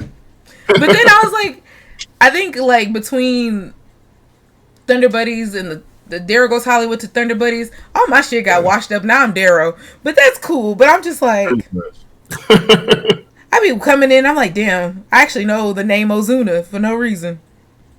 I don't even know who Ozuna. You could show me Ozuna. I wouldn't know who the fuck Ozuna is on the game or the show. I'd be like, I know this song. That's my song.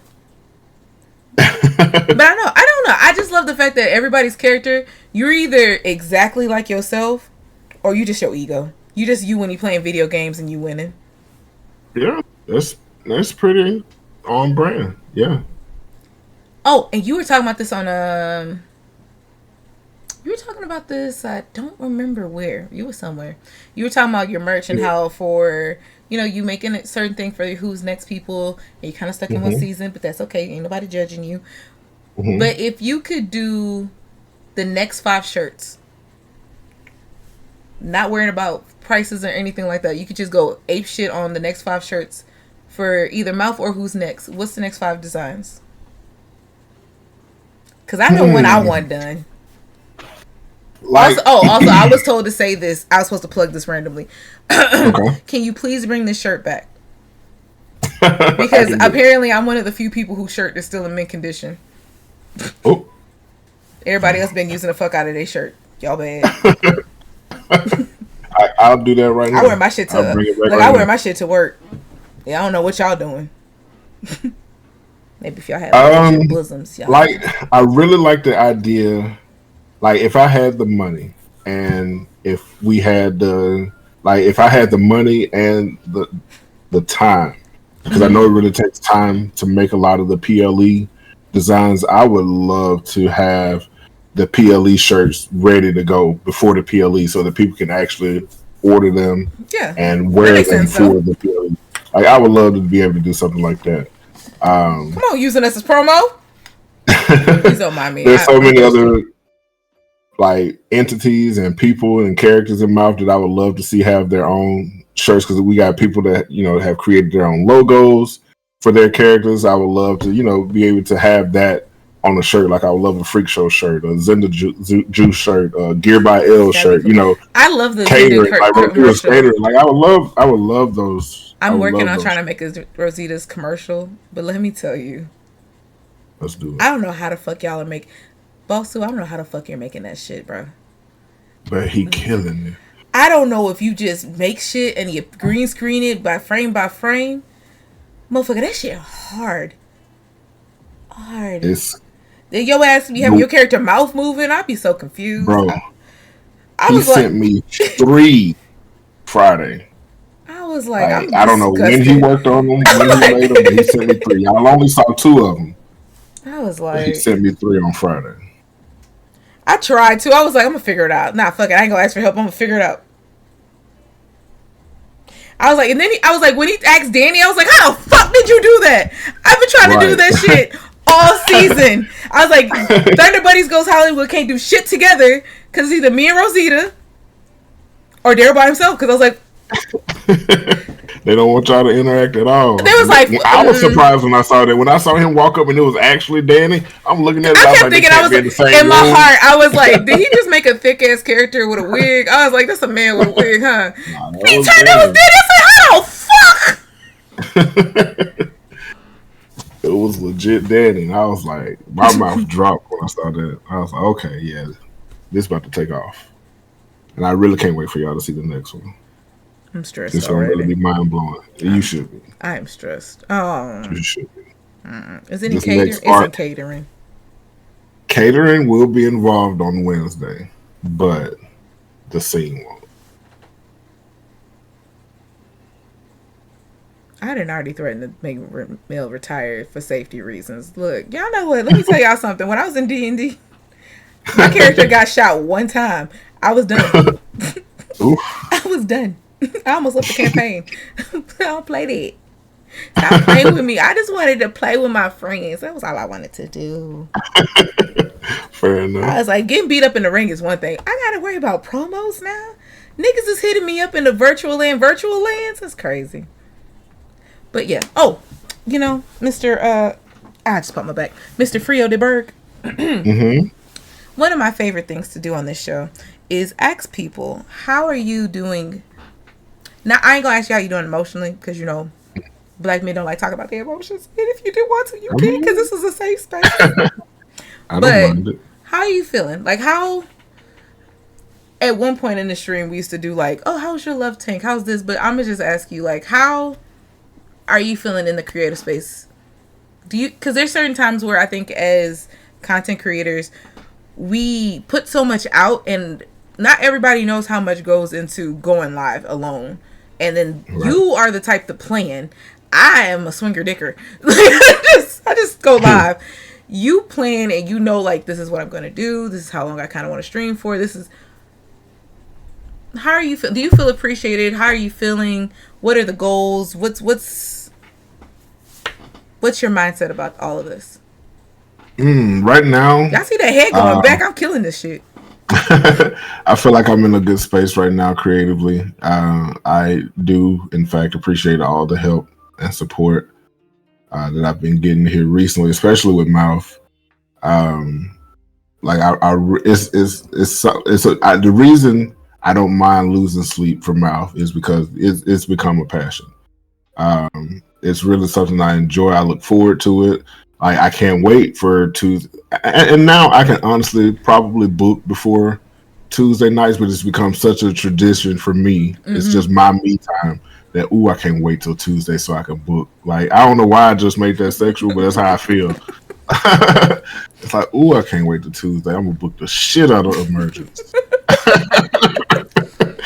And that's how I am on Thursdays too now, because Fridays are after dark. Like, I'm gonna book the shit out of after dark. Like, I cannot wait till Thursday night when everybody else go to bed in the Discord and I'm up by myself. I'm gonna turn that screen off so can't nobody see what I'm doing. Not this and I'm about to book the fuck out of this shit. That be me each and every. If you're wondering what I'm doing on a Tuesday night, or a Thursday night, and you about to go to bed, just know I done turned that screen off in the Discord because I'm about to book the fuck out of this I'm not gonna lie. I be sitting up there laughing because I just look over and I be like, it's just Coldberg and Yates. Yeah. They plotting.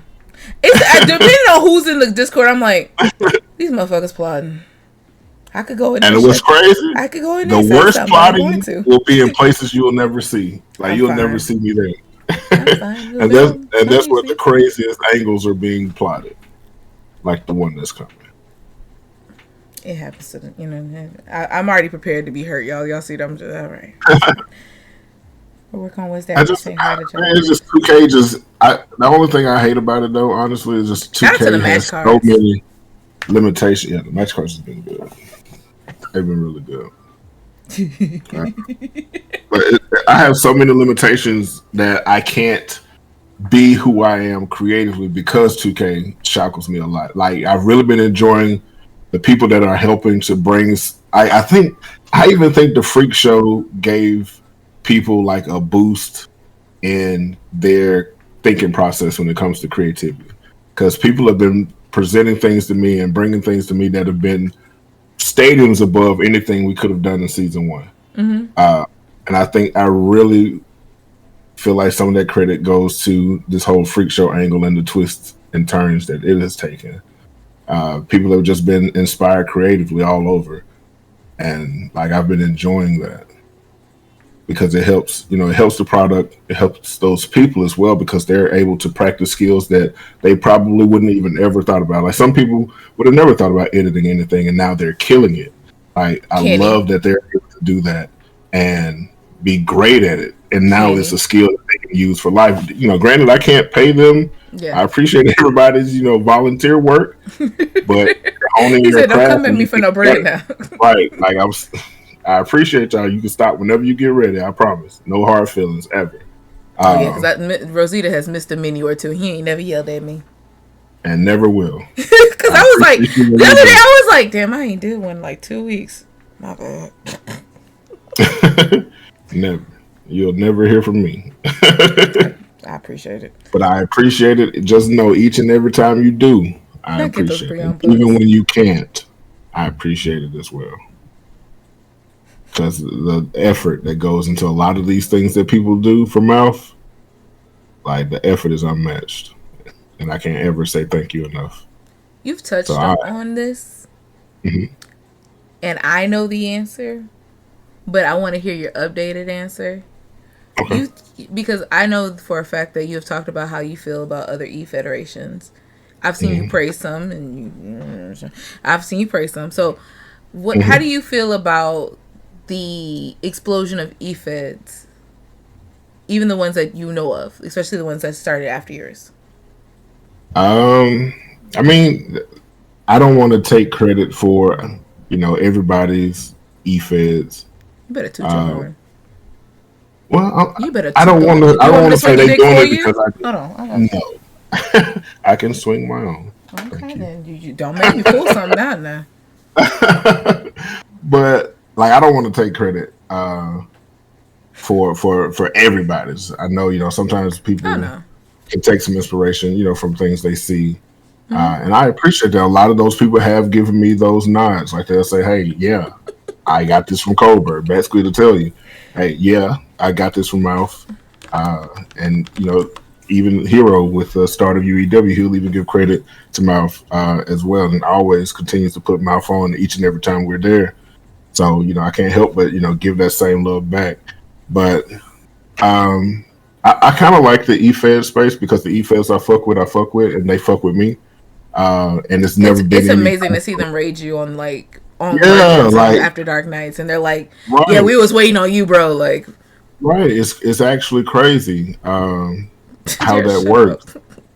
But then I've also experienced the other side of that I was warned about, and I didn't ever want to think like this. That won't happen to me, not my peoples.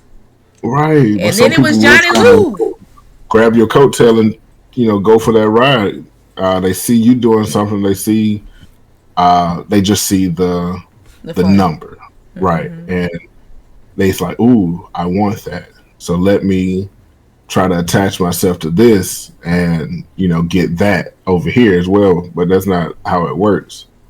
Some people have gone the organic route, and of course those people I'm gonna push and support. But some people have been on some grimy stuff. Shit.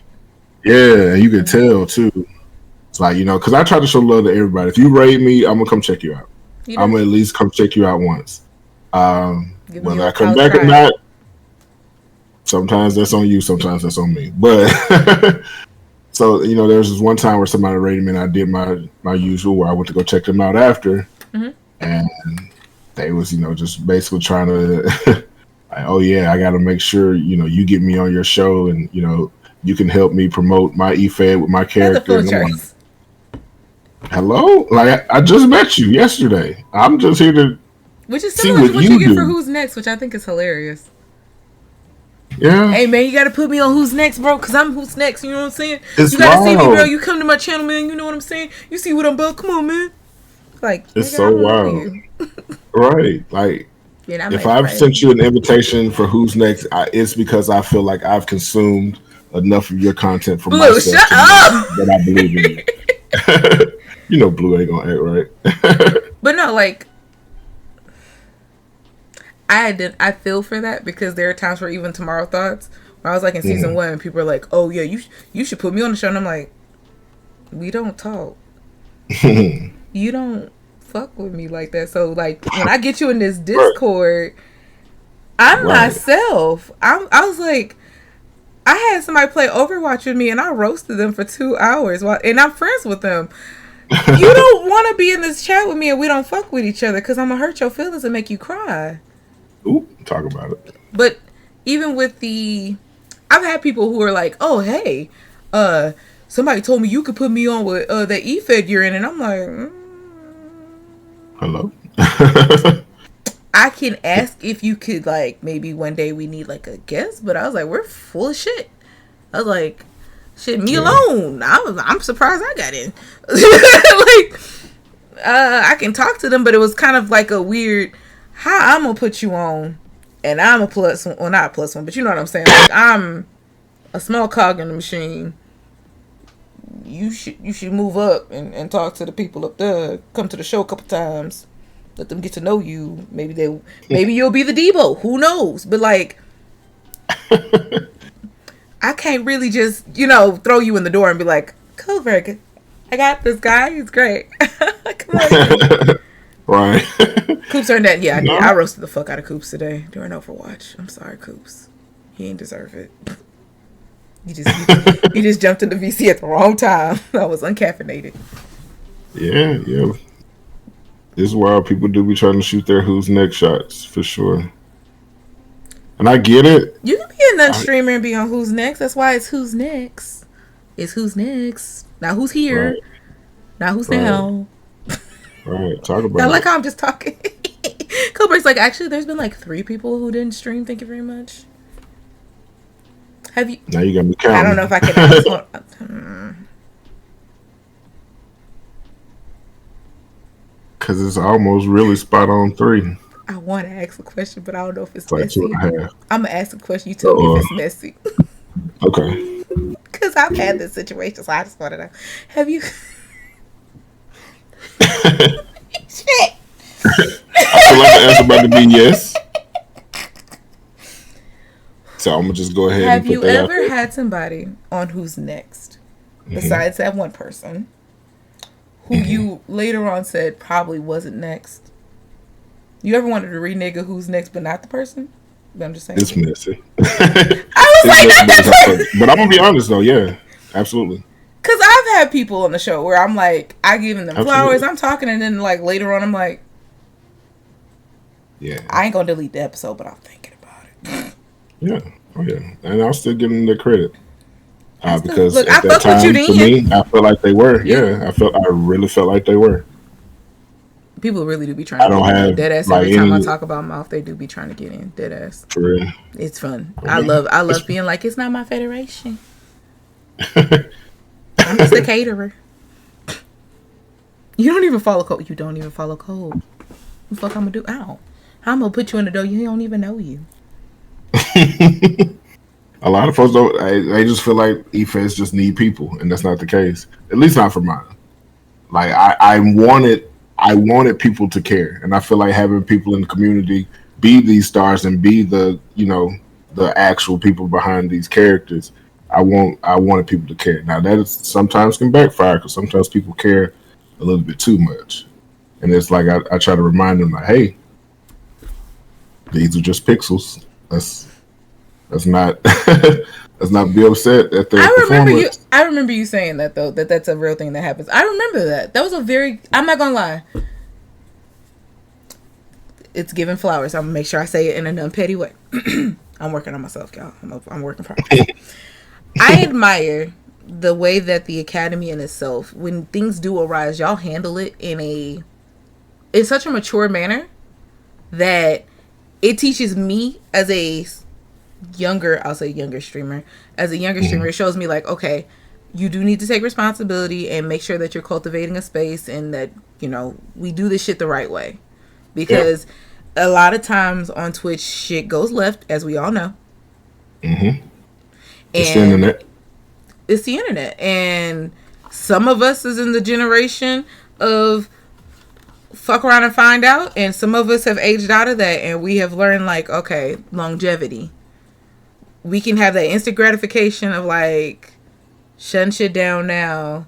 Or let's figure out what's going on. And I admire that. Like, one of my favorite pastimes right now is like finding situations in which there was a misunderstanding and let's fix that misunderstanding to see if it can be mended. And even if it can't be mended, let's just heal that hurt. Because there's been many a friendship where I'm like, you still miss that bitch, don't you? You want me to slide an idea for you?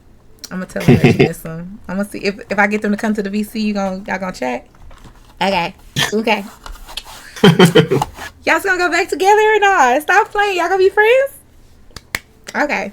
But I think that that's important because a lot of us on this platform or just in life in general, like, we've lost somebody and you didn't get to make amends. And that's the worst fucking feeling ever. And it's just like, damn, bro, like. Yeah. Fair. To me personally, you know what I'm saying? This whole thing is made basically off of like grief. So like to me, this podcast means a lot because I'm like, okay, well, I still got you here, little bitch. You gonna let me tell you how great you are, or else you gonna eat beans to die trying. What kind of beans? Green beans. Oh. Yeah, we've been working on it. I used to say black beans, but then somebody said they like black beans, and I was like, you fucking gross. Well, healthy ass eating black beans. if I go to Moe's, We don't have. Well, technically, we don't have that here. You got to go like outskirt Houston. Be ready to bounce in it. Period. Oh, I'm glad you know Sims. Some people, the people that know. I do not play about. Another reason why the bully brand is probably what it is I hate bullies in real life, like dead ass. I have definitely blacked out and fought people for less. I don't play about bullies. Ugh, shit make my dick hard to fight. Ugh. I just get aroused thinking about it. Just somebody like let's say one of my friends slide in my DM and they're like, "Oh Mel, somebody's making me feel uncomfortable in chat." What? Which chat? Which chat they in right now? They streaming? Okay, I'll be there. I have definitely popped up in a chat just to be like, "What's going on? Who are you people? Who your OG? Let's talk about it." right. Have your OG talk to my OG and let's see what's happening. You got to sometimes, because people are crazy out here. That's I think why I made that tweet of like things I wish I knew, like things they don't tell you when you're streaming, because there's so many times, especially when you guys do your what do y'all call it? Oh damn, not me forgetting. Well, what's the thing y'all call it? The thing with the classroom? The Twitch? No, well that too. Twitch etiquette, and the other one when it's the drinking with the wine. Oh, I forgot y'all call it something. It has a name. Teacher's Lounge. The Teacher's Lounge, yeah. Lounge. When y'all do the Teacher's Lounge, I learned so much because it's like y'all already have 3 different styles of streaming, or it's usually 3 people, but there's usually different styles of streaming coming together to come to a concise like, hey, this is how I would handle it. And I ask the same 7 questions almost every time, but it's because sometimes I have different people in there, and it's just interesting because I'm like, oh, I may not be a person, like I may not be active in prep school. Thank you. We low key overdo. Yeah, you are. But I wasn't gonna say nothing. But thank you for saying that. I'm glad you said it. I was like, I'm used to. I was like, that's my Sunday night. What are y'all doing? You coming through? Am I invited? Stop. Don't get me moist over here. Hold on. Stop. High key. Hold on. Hold on. Stop, cause I'll cry. Stop playing with me. It'll be a Texas connection. I really been thinking about something that somebody sent me that I can't respond to because that was a condition of the tweet, but I like that idea. Shout out to the conditional tweets. Those are the great. Y'all know how many things that like go mail go? Stop. Impy. I think Impy's only saying that shit because Impy challenged. Well, one of the other big streamer friends that I have accepted, I will say, is Impy, because I ran from her just as fast as I ran from you. Actually, I ran from Impy first before I heard about the stories of the great Impy, because you can't say the name, that even though her name says something, but you can't say it. I ran from her because I heard about her on the other side, because she was on cosplay Twitch, and I was like on cosplay Twitch first, and I was like, oh, she going to the conventions dressed in the outfits and getting like pictures and like photos. That's a bad bitch. Can't do it. I was like, with all that ass, and won't be friends with me? Ain't nothing good coming from that friendship. I can see it. We not doing this again, Effie. But through her, I did my first, what's that called? Like a show, like somebody's Twitch show, and I did it twice. And it was kind of like, okay, that was something I never thought I would do. But that was something I had manifested in, I think me and Daryl did like a New Year's stream, and I was like, this is my manifestations for things I'm going to do on Twitch. So far, 80% of that list has been done. Wow. And the rest is about to be done next month for my birthday. And I'm disgusted. Yo. I'm disgusted. I thought I said high-ass dreams, and then I was like, damn, so you telling me if I just accepted help and like actually let myself shine? Like this, I never thought this episode would happen because I literally sat on your invitation since season 1 because I didn't think you would say yes. That's wild, yo. I told you. Look at us. Here we are. After summer, I made plans with you. So everybody make plans with me. I'm cute. Look, he's gonna I said, you know what? One day if he gonna support me, oh my god. SummerSlam, we got to. Only bad shots are the ones not taken. That's a lie. Because there's this drink called the birthday cake shot. That shit is disgusting. It's in a little bottle. One year for my birthday, they tried me to drink that shit. It was horrible. I gave it to my boyfriend. He had to chug that shit. There are such things as bad shots. Have you ever had UV cake vodka? Okay, Yana, so it's not just me. Back shot. Oh, did I say back or bad? I heard back. Look here. Just because it's 1 in the morning for me. Okay. Nah. There's never a bad back. Well, then you could have a bad back shot. You could have a bad back shot. It's possible. I'll tell y'all when y'all older, though. Not now. Some of y'all got kids. Y'all know how that works. I'm screaming. Not Will. Man, we talking about shooting your shot for opportunities, not the liquor. Same thing to me. My delete. You know, Josh, if you don't put that on a shirt, we need to discuss this. Either you need to put it on a shirt, or every time you say that, Maudlin needs to unlurk and say, huh? I'll take both. I would love both, honestly. I think that's the fucking funniest shit ever. Ma can't save you. Yeah, man, that's so up. I feel like there was no point in writing in your Discord. Do you need me to make you some Canva designs? Because I'll make you a Canva design for some merch. It ain't like I ain't done it before. Also, is there any times that you feel, Mr. Coldberg, no 9, is there any times you feel like you want to do something like completely out of your element? Like something just crazy? Like a Twitch Sing stream? If they still had Twitch things. Damn. Don't say never. Never. I'm not a singer at all. I'm trying to spare y'all lives is what I'm doing. No, I don't really think there's anything just outlandish or crazy. Or you ever wanted to do like a MAWF one shot? Almost like the home shows, but like maybe you do a storyline for a day. I got something like that coming that I'm planning, where it'll be more like community based. Like I've been doing like some practice stuff with the community just to see what they would do if the inmates were running the asylum. So I do have something planned where it'll be like essentially a choose your own adventure cross MAWF, but on an actual legitimate these will count show. That makes sense. Pinfall swap count anyway. Playing around with. Oh, do you want me to pitch it to him now? I'll pitch it to him.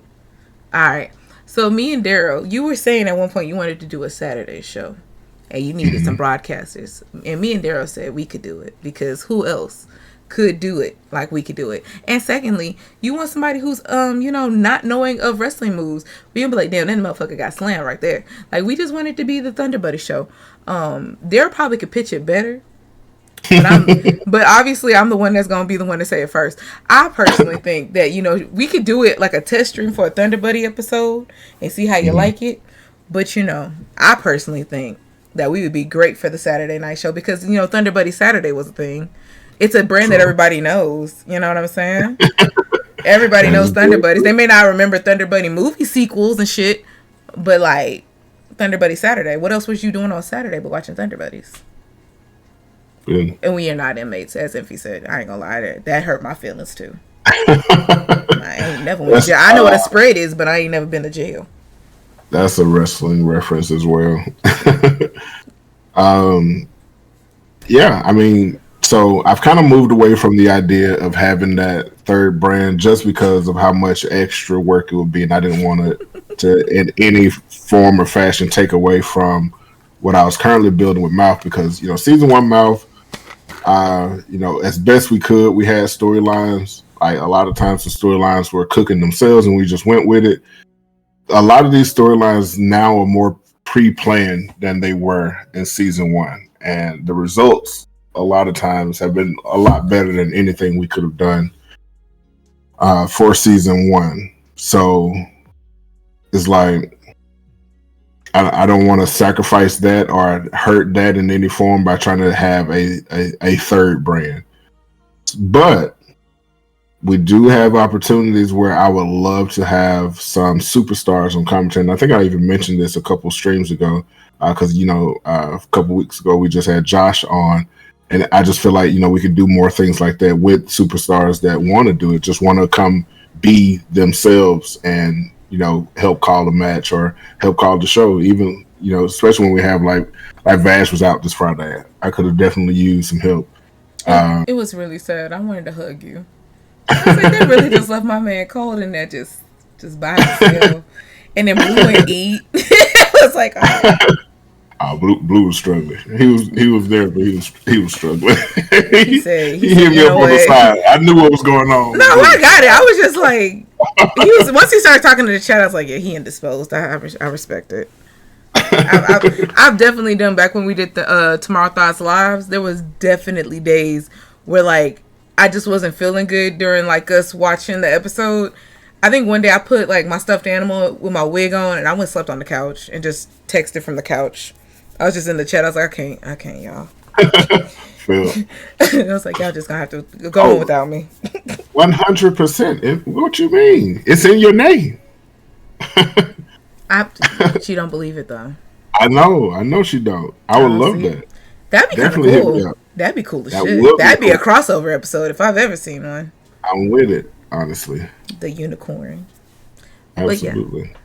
Anybody got questions for Coldberg? I usually don't ask y'all. Do y'all have questions? Y'all can ask Ratchet questions too. If y'all got a question you want to ask Coldberg, but you don't want to ask him to his face, you can ask me on Discord and I'll ask it for you. You just can't be petty. Uh-oh. I don't do petty. I'm the only one that can be petty on my show. I don't know if I said that at the beginning. What that mouth do? Coldberg, Blue Satire wants to know, what does that mouth do? We met. He said, you already know. Stop playing with him. we met. What is it like to be the best in the goddamn business? Asked by Darrow from Target. Of course it is. I don't know, man. I think there's stuff out there. I think we're good. I really think we're good. I also acknowledge the fact that we're young as far as E-Feds go. So a lot of things that I've seen that I would say are better is mostly because those people have been in the game longer. Stale is what you're saying? No, I'm not saying that at all. You said you get to get a better fucking writer, bitch. Book better shows. It's some good stuff out there. I've been really enjoying, even though the UEW is very new, I've been enjoying their stuff. I've been enjoying ZNWA. That's Artie Zip and Black Soccer. Y'all don't have to pay to highlight here. Y'all, some of y'all just got points. Y'all stop wasting your money. I can read. I'm sorry. So I'm gonna keep on it later. I'm like, save your points. Use them for something good. We might have a community challenge one day. Ooh, we ain't doing that no more. Y'all ain't getting no more cosplay streams until like a minute. Shit hot. I live in the South. It is hot as balls. It's hot. It's hot. If y'all went to DreamCon, I'm southerner than that. It's hot. The Royal Josh _ says, how do you feel about exclamation grrr? Yeah, man, it's crazy. Did you hear that command? I couldn't understand it. I seen it in the chat and I saw everybody cracking up and I was like, I have no clue what's going on. So it doesn't work in mine at all. So it was created during Josh's 12-hour stream, and it was a trailer he was watching, and the intent was to be horror, right? It was supposed to scare you, but it's the way he stopped, and I feel like everybody else in the chat stopped at the same time. Like, now what the fuck was that? So he named it Grr, right? But what it really sounds like is a hippo busting. Like it just that's what this. Really, no, that's why we started calling it hippo bust. So we started using it in moments where I was bust. Like, so confused during the whole thing. I was like, I don't hear anything. I was like, I don't hear the sound because everybody was laughing so hard. That's so I was why I kept making the elephant-like noise. That's why I kept saying every time he said it because that's what it sounded like. I'm happy that it finally makes sense. Danny Phantom Plays, that used to be Danny Phantom 9, says, when can I jump Queen Cold? Why do you want to jump? Worry about Nanny and Yanny and Fanny. She says she wants somebody with a different name. Come on. Leave Queen alone. Queen, she doing her thing this season. She minding her business. Eating her She trying to stay out the rings. clown's way. Just chilling. Schwam It Up says, who is your favorite person and why is it me? Because it's him. Schwam is definitely my favorite person. I love Schwam. Schwam is one of the reasons why MAWF exists. You better too. I never knew how. Like I never knew anything about E-Feds. I hadn't really watched any. Mm-hmm. I just knew. You just raw dog this shit then, huh? Yeah. I had never really watched any. And Schwam was telling me about Worldsy and him having a character over there for Worldsy. And I checked out Worldsy stuff and I was like, oh, this is pretty cool. I don't think I'll ever be able to do it, but I like this. But he helped me, get everything set up with rules. Because at first we had motherfuckers, they were just, whatever, come as you are. We had folks, their characters 100 levels, 100, I heard winning matches.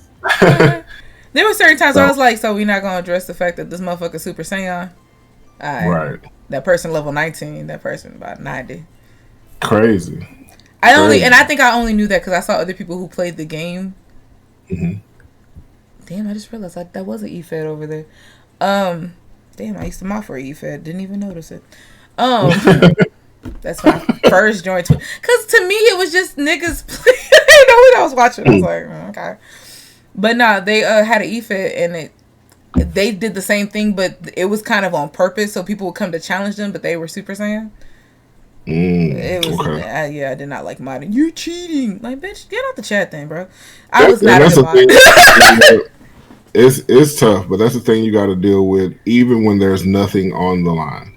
Mm-hmm. Like, you're cheating. You don't want me to win, bro. Bitch, none of us is getting a scholarship. Nobody's getting a scholarship off of this, friend. And I'm setting myself up because at the end of the day, I want to chase a good story. I want to tell a good story, regardless of who wins or loses. I want a good story told. And if I had more control, then, or if I had more time, because some people do control the outcomes of their matches. Some E-Feds do take the time to decide who's getting this push, who's not winning right now, and the stories behind it. And I respect that. But I like the chaos. I like being able to try to force myself to be creative and explain, well, why did Danny just lose to Nanny when Danny was supposed to come back and be this badass and just run through the Phantoms? Now, why is it that she is not doing what we thought she was going to do? Well, maybe she needs some help. Maybe Danny needs to realize that she can't do it alone. And that's just a story we got to pivot. I'm going to answer it yes, Envy, because it's me. I'm the person. Infamous X1X says, have you had your talent pitching? Have you had your talent pitching idea so stupid you had a hard time saying no? Yes, it was Mel. Mel a lot of the times about some stupid shit like, so can I jump him? And is it okay if when I jump him, I say, bitch? He said no. He said, well, he's like, there's no women fighting men, no men fighting women. I've tried it multiple times. Because for some reasons, or in some areas, it would make sense for there to be an intergender match, but they don't give us the option. I think I'd be a great male fighter. Ugh, I think Melly Jean would fuck a nigga up. I would love to see it. I agree. Let's see. But did I answer? Was it right? I get a lot of no's. I wish I knew how many times he says, no, Mel. And then I just send a gif and go away. I'm like, fuck it. Knows it happened, but I wouldn't call them stupid. I wouldn't say the reasons were stupid or the pitches were stupid. It's just like sometimes, like I know a lot of times people want to be a part of things, especially if they see things getting, attention. Spicy. Yeah, it's kind of tough to put everybody, in storylines, especially having 96 superstars. And I know everybody wanted to be involved. But I just some things it'll be harder. Like I'll never just tell somebody no unless it's just something like wow or disrespectful. If it's something that I feel like we could make work, I'll try to say, hey, so how do we make this work? And sometimes people are able to give me something and we make it work. And sometimes people are like, well, I was really hoping you could just make it work. And if I can, we'll try it. But if I can't, then it's like, I don't know if that will make much sense. Josh, I don't think they're going to let you sit your ass on a woman. That's too much ass, friend. You double caked up, friend. They going to suffocate. You gotta remember, not everybody signed up for that insurance. I really wish y'all motherfuckers listened to me in November when I said, hey, get on your Zoom call. Get on your Zoom call. Everybody was like, nah, we ain't getting MAWF insurance. Now y'all asses is getting busted and crusted. And who's coming back? Y'all ain't never seen Melly Jean be out for 2 months. I don't know why Jamie took so long in that ER, because I told her ass to get that damn insurance, but nobody listens to me. Let's see. That was one question. We will say yeah, sometimes when you take multiple L's in MAWF, I love when people are, it's like when Curls, like, I understood it was the development of her storyline, but when she said that shit, that actually hurt my feelings, because, like, I know what that feels like to be like, damn, I get my ass whooped every fucking and I get it as a new star. That shit'll have your heart breaking, like, damn, like, just fucking my character. And then you realize, like, okay, you have to lose some to win some to get the points to, like, get better. Like, Alan is the fucking key of, you gotta lose a lot to get the glory. Because he was never even designed to win. All of a sudden, Alan got him some French braids. We created this man to lose, and something about his AI makeup that said no. I refuse to be the diversity hire here and get you. Right. I will have a MAWF contract. And he does. He earned that. I'm still one of his biggest fans. He went to, even if we didn't get him. Oh, if he was a Thunder Buddy, it'd have been so fun. This shit we would talk. I would have even hired a white person to do his voice. Oh, God, I was so excited. I had a white person on call for this. I was like, oh my God. And he talked like this. I was like, yes! Okay, I'm sorry. Clown Art came off with a random whim. I had me and Berg spend days planning and a month executing. That's a good way to spell execute. Executing that random whim. Yeah, facts. I love how we talk. We were up super late a lot of nights, like really fleshing that whole clown arc with Josh out. Ain't Alan Asian? Is he? Filipino? There's a lot of Filipinos in Louisiana. I could believe it. I see your spelling, Josh. I fucked with it because I hate that I knew exactly what you said. Saturday Night Fever. Shit. Was that Filipinos? He was going crazy. He was cute. I ain't gonna lie. I don't know why y'all had to take his intro. I mean, we fucked with the intro. He can win, but did it have to be at the cost of the That was my favorite part. That's how you knew. We had to go a different route with him. We had to make him a little more serious. Enfy right now in MAWF, we're in our American Horror Story clown art. Mm-hmm. Yeah. Mm-hmm. It's crazy. And I don't like clowns at all. The original fucked me up for life. I almost fought a Ronald McDonald in college because he was trying to make me take a smoothie, and I did not want one from a clown because they don't wash their hands. And that's why I don't fuck with them. Was that from the first It movie? I never watched it. Yeah, Did he not wash his hands? I don't know. I didn't see him wash them in the whole movie. It's a long movie, too. He didn't wash his hands not a single time, and ever since that day, I've been afraid of clowns. I'm going to let him have it. I don't. Because they don't wash their hands. There's a lot of movies where niggas don't show you their bathroom habits. But still, this man was killing people with blood on this shit. If you're willing to kill a nigga, do you really think you care about hygiene? You should. Okay. You absolutely should. Alan, that would have never changed you. You know what? Maybe I should watch it so I can be traumatized. I had a homegirl. You could not mention that movie, or she literally would go into like survival mode, and I'm like, he's not here. He can't hurt you. I felt. Is it the one that's real? Was that the one that was based on a real thing? Talk to me about that. I'm sorry. Well, there's one that I should have put that on the fucking list. I'm sorry. Well, there is a scary movie that the area it's based on. I work down the street from it, but I can't remember which horror movie it was.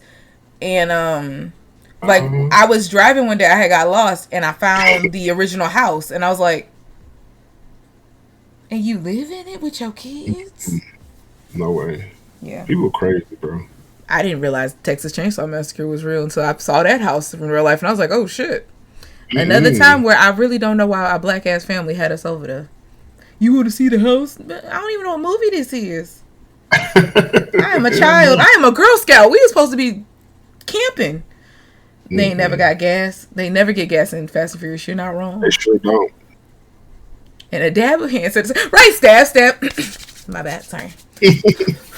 Gotta get it in. With no fingers too. Any more questions for Cold, y'all? Because y'all know he don't sleep, and I don't sleep. We can keep talking, but I like to be conscious of people's time. Because as I told y'all, I have a 5-hour episode. I'll talk until y'all motherfuckers stop talking. I am very much my grandmother's child. Y'all got questions? Y'all got mouth questions? Y'all got who's next questions outside of who's next? Y'all want to know about who's next? Questions? Y'all want to ask who's next? Let's find out who's tomorrow. We're not doing that. You said. I said if you have who's next questions outside of who's next. You said who's next questions outside. They're not outside, they're inside. So obviously that question doesn't apply to them. Who's actually next? Based on a Silent Hill is listed based on an actual city? Gacy was I know about Wayne Gacy. He had we're not gonna do that because I still do kind of want to make a channel about serial killers and shit, but we're not gonna do that today. Hello? It's a long story, Cole. It's a trauma. I'm gonna just say it's a trauma response. Y'all gonna ask who's next questions and we gonna spam the email. I love that y'all got subs. If you ain't subbed to Coldberg, let me tell you what you're missing out. A piece of chicken. Everybody like chicken. I also hate that you say that a lot of times when we have new people. The people with chicken by their name, because then I'm like, motherfucker really did give us a bucket of chicken. I did, and I hope y'all enjoyed it. I'm not next. Let me tell you how I know I'm not next. She be too busy. I be booked. Y'all know what I do on Sundays? I teach. I have an actual class tomorrow, which is also hilarious. That's also why I'm kind of looking at the time like, I'll be fine. Man, don't let me hold you. I'm not gonna go to sleep. So I literally will go merge dragons on my phone. I'm obsessed with this phone game now. I need them to sponsor me. Are you playing Monopoly Go? Fuck no, I'm not playing that with y'all. Y'all are crackheads. Don't do it. Gene be in people's pockets. Yana's aggressive. The name of the game is Gene Go right now. Because that's my only nemesis on the game, apparently. You missing out on your too sweet. Yeah, you missing out on your too sweet. True. And if you give some subs to help other people get it, I'm happy. We should have took a break so I could get some. I'm out of liquid. Y'all see me chewing on this ice. Cold tasting chicken it's horrible. I will say, for a person that don't like the good parts of the chicken, I kind of hate that your sub badges is chicken because you don't know what good chicken is. Yeah. I'm just saying. Can't do them legs and thighs, baby. Can't do it. And you're from the South? I am. Not sure. I am. I just can't. Sell me on Monopoly Go. Yeah, get Daryl on it.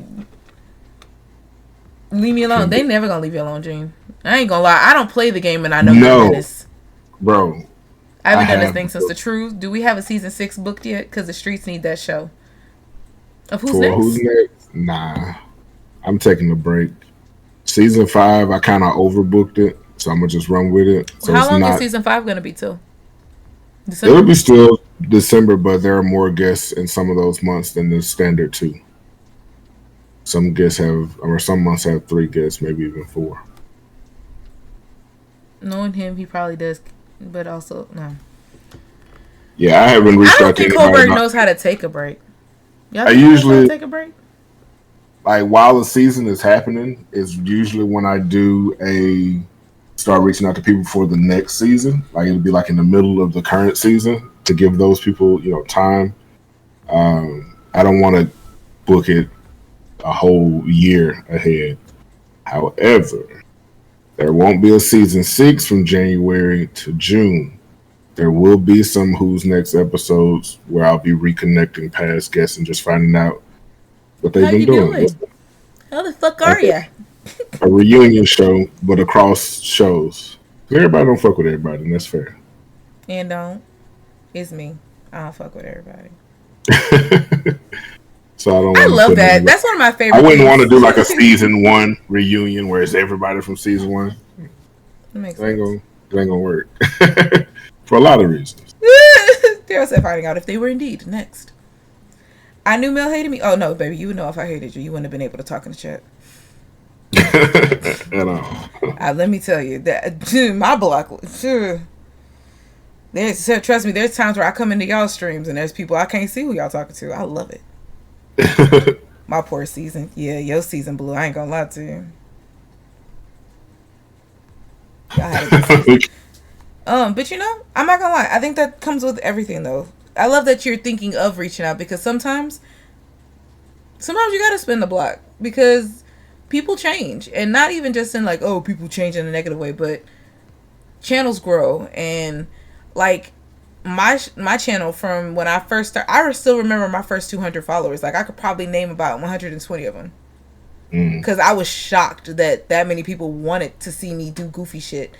But the things I did in season 1, like PlayStation days and live vlogging days, like when my brain just completely shut off. Josh was talking about how he used to do like a vlog channel, and his vlog channel turned into this to turn into that. Right. I was like, baby, I have the first live vlog stream to this day. I had hair wax in my hair. I was in my living room looking country as fuck, just laying on the couch like this, talking to people like chilling, talking about some. I'm waiting on my package. Thought I'd vlog for a little bit. I'm just talking. I'm like, I was supposed to play The Sims, but I'm waiting on my friend to come pick me up because I ain't got no car. And I'm just talking to people in the chat, and it's only like the same 3 people, but I'm talking my ass off, and we having a good ass time, and I'm laughing. I'm like, all right, y'all, I gotta go. She just pulled up. Bye. To this day, I would have just been like, all right, y'all, I'm getting on my phone. Y'all gonna come with me. Come on. Get in the car. Get in your Zoom call. We did a whole fucking, like, I think I worked at a coffee shop for a year by myself, and I streamed from the coffee shop. Then we did the PlayStation. I worked at a hospital in Houston during COVID. I had double Wi-Fi, and then I made coffee so good that I was on the surgeon's Wi-Fi. I was spoiled. Yeah. I had a good... You was up there. You was up there. On top of the world. I was streaming music. We was watching cable. Then the Capitol riot happened. I was streaming. And we were sitting up there. I remember we was talking, and I'm like, I think we were doing shadow work, and I'm like, all right, y'all, so it's gonna get, I was like, y'all gonna cry. But what is this? Like, I'm just asking deep ass questions. And then all of a sudden, somebody said, what the fuck going on the TV behind you? I turn. Bitch, what? We watched the Capitol riots as a family. Wow. And just looking like, is this a movie? I was like, we was watching SpongeBob. How did this? Now all of a sudden, this Olympus is falling. Real Block Poor Season, Gigi's Blue. That block is amazing. Block band, shared band. Have you ever seen a shared band list, baby? If you got friends that you really fuck with, like let's say it's a content creator and you truly trust their judgment, share your bands with them. And then sometimes, depending on the level of creator, hey Ronzi, depending on the level of creator, they might write a note. I love a good note. This person did blank, blank, blank, blank, blank. Or say less, block. Right. Perfect. Season 6 should be a where are they now type thing, and you invite folks at random. That'd be nice. Yeah, that's what I was saying. Yeah. I think you should. Like a reunion across seasons. I'm going to ask you a question, and this is me being a friend. When you are doing, I see how you are on the 101 level. When you're in a group or like in panels, do you shy up? Are you a shy person, Cole? Yeah. Yeah, it shows. I'll be cracking up. For sure. For sure, you're right on. I am for sure. Cause I'll be watching you do the teachers lounge, and I'll be like, "Not Cole. I know your ass talk more than this." I'll be chilling, bro. Cole just Blue. You ain't shy. Shut up. I ain't never seen you be shy. I was like, as many places I done popped up on y'all asses and I said nothing. You ain't never been the one not talking. Blue. Blue satire. Can I call you satire? Blue. Not can I call you satire? I'm screwed. Hey Grizzly, stream in real life too. No, you're right. I say that, and I am the most anxious person. So when I go out, like I met the Atlantic. I met my original Atlanteans. I'm sorry, Danny. I still apologize. Your ass waited until I was at the airport. But when I met them, I was just like, so hi, I'm Mel. What's cracking? What we doing? Okay. I'm gonna go. But if y'all weird, I'm going home. I was like, I was that kind of kid growing up. Like my mama said, if I don't feel comfortable, I can call and she gonna pick me up. So I was the queen of going home before the summer party started. It's like I did mention it, Danny. It is not my fault that you were not here in the stream yet. If you was in stream, everybody in stream knew I was coming to Atlanta. Everybody in my Discord knew I was coming to Atlanta. See, I told somebody the same way you saw it. Somebody pulled up on me. They said, "Hey, yo, meet me at Bar Taco." I didn't know what the fuck that was. An influencer ass taco spot. I was like, yeah, you from Texas. Y'all love tacos. This shit was nasty. Don't go to Bar Taco if y'all in Atlanta. And don't drink. They drinks is nasty. Don't get salt on your margarita. It's not real salt. It's artesian salt. Shit tastes like hickory. I'm to this day. I'm the queen of I don't waste liquor. I don't drink, but I don't waste liquor. I still to this day regret drinking that drink. That shit was nasty. I still think about it. I'm shy. Okay. All right. Everybody shy now. Who ain't shy? Raise your hand if you're not shy. Put a one in the chat if you ain't shy. Believe it or not, I think everybody. Ain't nobody lied yet. Yeah, ain't nobody lied yet. All the way you ain't mentioned it till you got to the airport. I mentioned it before, Danny. I pinky promise I mentioned it before. There's post pictures when I get home. Man, I was in Lenox Mall fucking dancing my ass off. Talking about somebody ain't tell nobody. Man, I was in the GameStop dancing my ass off to Lil Uzi. So I know I was in Atlanta. I was in there for a minute. I survived the Lenox Mall trip. I'm taking my old ass bed. Night, Karma. Thank you for coming through. Night, Karma. Yeah, facts. I said put a one. You did everything but one. So Cam is the one that we gonna push forward to go talk to people. Be like, oh, ask him if we can get a seat. We all on Twitch for a reason. You're not wrong. You not fucking wrong. I think that is the exact reason why we are all great friends on Twitch. And then we were like, all right, I gotta nut up. I'm gonna go meet my friends. It's like y'all talking about conventions. I could never. I would go to the convention and y'all would never see me. Y'all would literally see me like at the Starbucks down the street on accident. Because I'm walking out with my ice chai like. I probably wouldn't start with a convention. Like being able to meet some of the people that I've met in smaller groups. If I know that a good chunk of those people will be at the conventions, I could definitely go to a convention. But it's got to be. Y'all went to Battle and Brew? Those core people. I've been there. Y'all get the chicken? You got the chicken, didn't you? We was like brunch. No, somebody did get the chicken. But that shit was still nah. You would have loved it. It wasn't. It was good. It was the breast meat. It was really good. I know, but you ain't trusted. It was too big, bro. It was good though. I ain't gonna lie to you. It's really good. So I took it home. I ate it for breakfast the next day. It was. I took my chicken strips home and put them in the air fryer. The hoes was good as fuck, wasn't they? They were good when I cooked them. I went. That's why I was laughing when y'all said that. I was like, so these niggas just take everybody to Battle Brew. Nobody's special. I was like, it's cool. I get it. And then I was cracking them when I was like, and nobody played the game. I was like, I said, we didn't play a single game. We were supposed to play some shit, and I was just like, I'm looking around too, and I'm like, but we were vibing. I'm gonna talk my ass off. Y'all want to talk shit? Let's talk shit. Y'all see Virgil? I think I almost got in a fight at Battle and Brew. Because the servers were rude. Were the servers rude to y'all?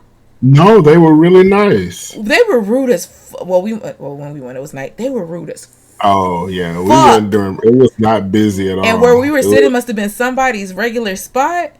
And we went on, I guess, what was it? Magic the Gathering night? I think it was Thursday. Motherfuckers was playing Magic the Gathering. I was like, bitch, don't make the old me pop out and play Magic the Gathering on your ass. I will hurt your feelings. And then the person looked at me and it was a dude in a maid outfit. He was rolling his eyes at us. I was like, say less. Sir. Damn. I was like, sir, let me tell you something about me. I got an older brother. I fight him. I fight you. And then it was literally Yana just being like, Mel, you all right? Why you sound like her? Because that's exactly how she said, Mel, you all right? I just want to know why the fuck he looking at me like he want to fight me. He want to fuck me or fight me? What's up? Nah, that was literally me like... It was literally Wednesday Wisdom sitting at a table with the Bordy McBoard. And I'm just like this whole time like, so nobody else is offended by this nigga? Okay. And then the server like slammed one of our plates down. I was like, I'm gonna hurt some. I think they didn't give somebody they drink. I was like, this I'm very big on customer service because I done did it for so many years and I haven't been a server, so I know what it's like. But I was like, bitch, we are like the most lowest. I was like, is it because we actually ordering food and everybody else is just getting games? You ain't got to do shit. Somebody's food was disgusting. They made I think Zadie's rice was hard. I was like, I'm pissed. I'm pissed for y'all, but my chicken is great. Everybody else is bitching about something. I'm like, fucking chicken is fucking immaculate. I hate to say it. Horrible service. Nene got the chicken. It was too much. It was good. I was like, I know that thing juicy as hell, and I can't do it. It was. That's why I was like, and it's not dry. And I was like, I literally went home. I figured out what sauce they had because I saw them pour it. I went and bought it at the store the next day. That's a W. Daryl always says we're gonna do a meetup at a city, but we don't like people, and I don't think everybody want to go to Denver. Only people gonna go to Denver with us is the smokers, and we ain't gonna want to hang out with them afterwards because we don't smoke. Damn. I don't smoke at all. I'm sorry, I'm lame. You got the chicken, bro. I did. It was too big, bro. It was too big. I couldn't do it. They loved me. Gave me 2 raspberries. Man, fuck y'all. Y'all had a good experience. I'm a little hurt. It was good. And then we went Maybe to they know Jenny's from Texas. I heard Jenny's was good. It was good. It was a good time, too. One of them wanted Glen. Ah, that makes sense. Oh, so y'all got good service because y'all had a cutie booty. All right. Mm-hmm. Cutie booty. Don't talk about it, be about it. We playing Commander. What kind of deck you running, Mel? What? What? Oh, you mean Magic the Gathering? I'm like, what the fuck you talking about? I'm sorry. And it didn't help that the music stopped right there. I was like, called out for real. Because I read dick and I thought he was just spelling the other word wrong. And I was like, my dick? You gonna see it? Oh my God. I didn't realize, Daryl, we really just be hanging out with smokers. What's wrong with us? We need to reevaluate our bonds. It's gonna be kind of much harder to find friends that don't these days.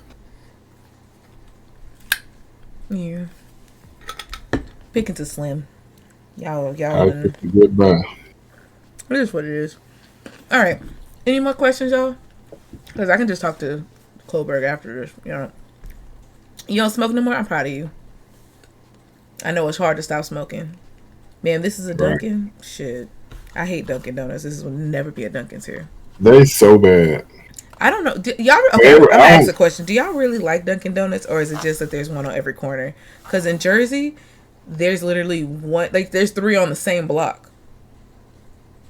Okay. I was like, their donuts is nasty, the food nasty, the coffee nasty. It's nasty. Yeah. Oh, I stopped because I moved from my plug. Okay, Josh. And I think maybe that's the appeal, Daryl. It's less expensive than Starbucks, but it's not cheap either. So it's less expensive than Starbucks. Cheap Starbucks is what you're saying. But it's not cheap. Or do you want me to teach you how to make Starbucks at home? Y'all know I've worked for Starbucks for 8 years. Y'all want to learn? You spitting, Kim. Why do I get the same drink but 6 different drinks every time? Yeah. Like you order the same exact thing, but it's going to taste differently every single time you order it. You don't even know what you're getting. Because they don't train them. Duh. I mean, yeah, you spitting. Shout out to my boss. My boss read my resume. She's like, how did you end up here? And I'm like, I don't know. I worked for coffee. I worked in coffee for 12 years. I don't know how I ended up at a gym. It's okay here. Better than Starbucks. Okay. Sounds like a person that's been hurt. When anybody was here for DreamCon, did y'all go to Shipley's? Did y'all try the best donuts in the world? Did y'all have chips? Are they? They are. Because we got one, yes, but I've never tried them. Oh yeah, they did franchise. I forget that. I'm like, yeah, this is Shipley's. It's like I didn't know they had a Pappadeaux's in Georgia. That shit threw me the fuck off. Yeah, we got one too. Pause. Excuse me, Blue. Nigga, you from Texas? What you slandering Shipley's for? Let's talk about it. What's wrong with that? Well, maybe is it Dallas Shipley's? Is that y'all's? Houston Shipley's bussin'. Houston Shipley's look like a goddamn scene afterward. What you talking about? I ain't from Texas. I know you're not. You're from the land of mom and pop donuts, where they taste like fucking bread with sugar on them. I know what a Louisiana donut tastes like. My grandparents is from there. I didn't had a fucking day trip to Louisiana. Get them nasty ass fucking taste like somebody rolled up some bread and put sugar on it. Put it in the oven. Southern made, yeah. You ain't not gonna talk about them packaged ass donuts. I love me some Starbucks. Period. We got Voodoo.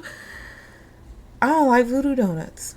That's cake donuts. I don't like cake donuts. I don't like the cake donuts, and that's what Dunkin' is. Yeah, I don't like cake donuts. That's why I don't like Krispy Kremes. And people used to hate me when I said, like, in San Antonio, they are ran by no one eats anything other than Dunkin' Donuts, not Dunkin' Donuts, Krispy Kreme. Krispy Kreme. To the point where it's like there's so many of them that you can get it at the gas station, at the store, at the movie theater. Mm-hmm. Who the fuck is eating donuts in the movie theater? My favorite now. I would regular donuts, but not no damn Krispy Kreme.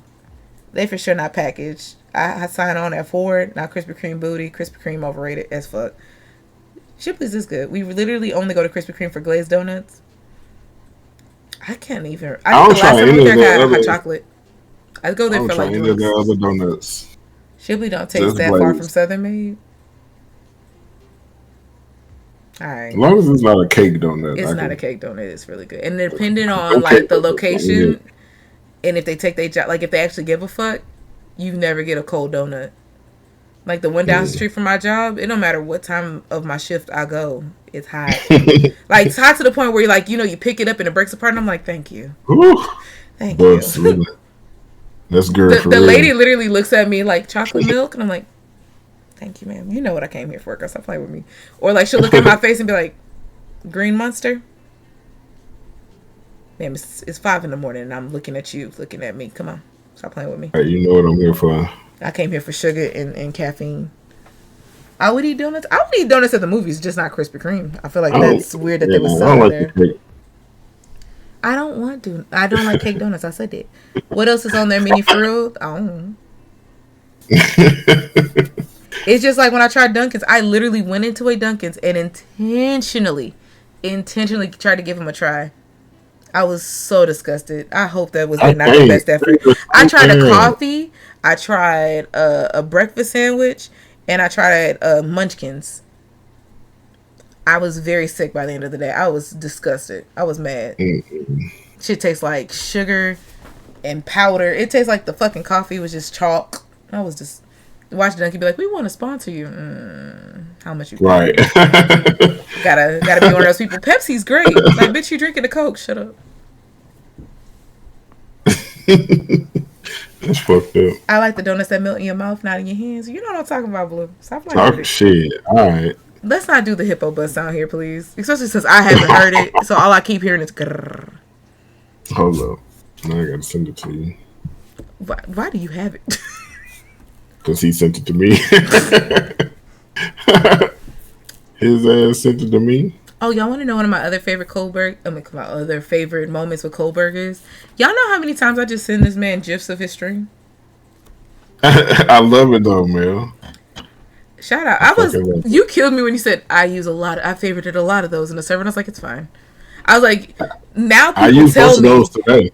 A lot of people never tell me, so then like I'm like, oh, if they like it, they like it. If they don't, they don't. And I'd be like, fuck it. If you don't like it, if you don't want me, then don't talk to me. Go ahead and free yourself. And then randomly one day I think I was talking to somebody and they sent me one of mine. And I'm like, you're not even at my server. And he's like, no, I got it from Daryl. Boy, your server is gold for them. I said, yeah, I'm taking all these. I love them.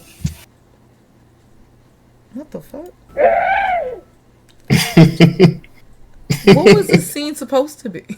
I imagine Hippo Bus, but it wasn't. It wasn't supposed to be Hippo Bus at all. To anybody else who heard that out of context, I have no clue what we just heard, but that's grrr.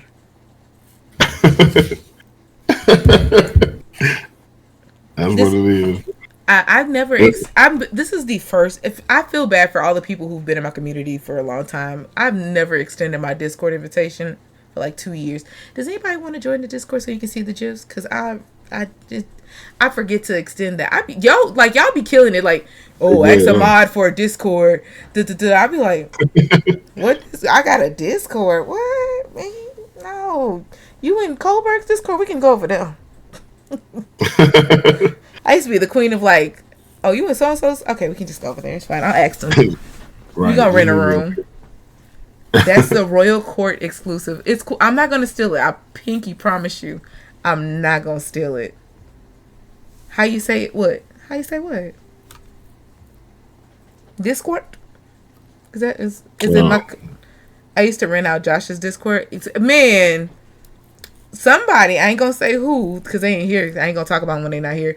But somebody used to rent out my Discord to talk to girls. Be like, hey, yo, come here. You know, we could. I was like, hold on. Why are you always in my shit? Get no room for real. This ain't no goddamn Holiday Inn. We ain't that kind of place. I don't leave the light on for nobody. That show the tagline too. Oh, how you say it? I say GIFs. And I feel like I've made enough of them so that I feel like when I say GIFs, it should just be what it is. Because GIFs sound stupid. To me. Because I ain't giving you a gift. I'm giving you a GIF. Chilling at the Holiday Inn. Okay, Darren. Oh, no. Not Chingy. Chingy, hey. Yeah, he's making a comeback. Is he? He actually makes new music. Yeah, I'm sorry. He does make new music. The way somebody just mentioned him like the other day. Mm-hmm. It's like, whatever happened to him? I don't know. I haven't heard of Chingy song. Was that an email? Emo? I say email, child. Chingy had his time. He needs more time. Chingy was good. If y'all could let Ludacris come back, why y'all can't let Chingy come back? What's wrong with him? Luda's good. Luda's good, though. You don't think Luda's good? I think he was good lyrically. He didn't make good songs. But lyrically, he was pretty good. Yeah. No love for Luda. I think that we were starving for a certain change in music, and we thought he was giving it to us. But like to a degree, because I'm starting to see the zoom out effect of everything. Mm-hmm. Somebody said that Ice Spice and Pop Smoke is the same rapper. If you say Ice Spice lyrics in a Pop Smoke voice, it don't sound like it sounds correct. And after hearing him do it, he's like, he a baddie, she know she a 10. Like, he started, they did all her lyrics, and I was like, damn, they're not wrong. I didn't go back and think about other rappers, and I'm like, because Nelly gave us Tip Drill, right? Yeah. Luda gave us Splash Waterfalls. Still, good song. But when you really think about the lyrics, it would never be a Tip Drill. True. Wait, I hate this knowledge. She a baddie, she know she. It's the fact that the person did like 5 of her songs in his voice, and it was and what was it? I don't know the deli part, but he was singing the shit out of it. Coldberg, you frozen? Oh no, you was just smiling. Okay, I got nervous. I was like, y'all got me looking now. I'm still sitting here processing it. Ludaversal, which one was Ludaversal? Because you're saying Ludaversal, and I'm thinking Battle of the Sexes, and I'm like, I know it's not the same album. Hurricane Chris gonna come back. He did. He just gotta wait for some legislation to come back. Song. That's my bae. That's my bae. That was our intro for like 2 months, y'all. Luda don't even make music no more, and I'm sick. Now wait a minute. He can stop making Fast and Furious. I'm over it. I'm so over that. Y'all can keep Ice Spice. I didn't need her. I am aware. It's kind of like I'm somebody who had to admit that I was part of the problem. I used to be a barb. I was a barb up until Queen. So I definitely was old enough to know better at one point. Do I still have moments where I want to yell itty bitty piggy? Yes, but do I know like toxic, mean girl? I'm very anti stan culture. So like people who are upset at like certain celebrities now, and I'm like, if we didn't idolize them, we would have seen the bullshit like 30 years ago. Like Nicki was mad about her elders in the rap game, and now she's an elder in the rap game, and she mad at the young people for doing the same shit she did to get big. I'll be, man. We'll keep on spinning. That'd be like coming on Twitch and then dogging all the big streamers and then becoming a big streamer and being like... And then you doing the same shit that they were doing. I've seen it. It's me. I'm the person I was talking about. But all of them sounded like the Please. New York drill rap. I can't wait till somebody's like, I ran from Mel because she was a big streamer. I was like, bitch, I have 600 followers.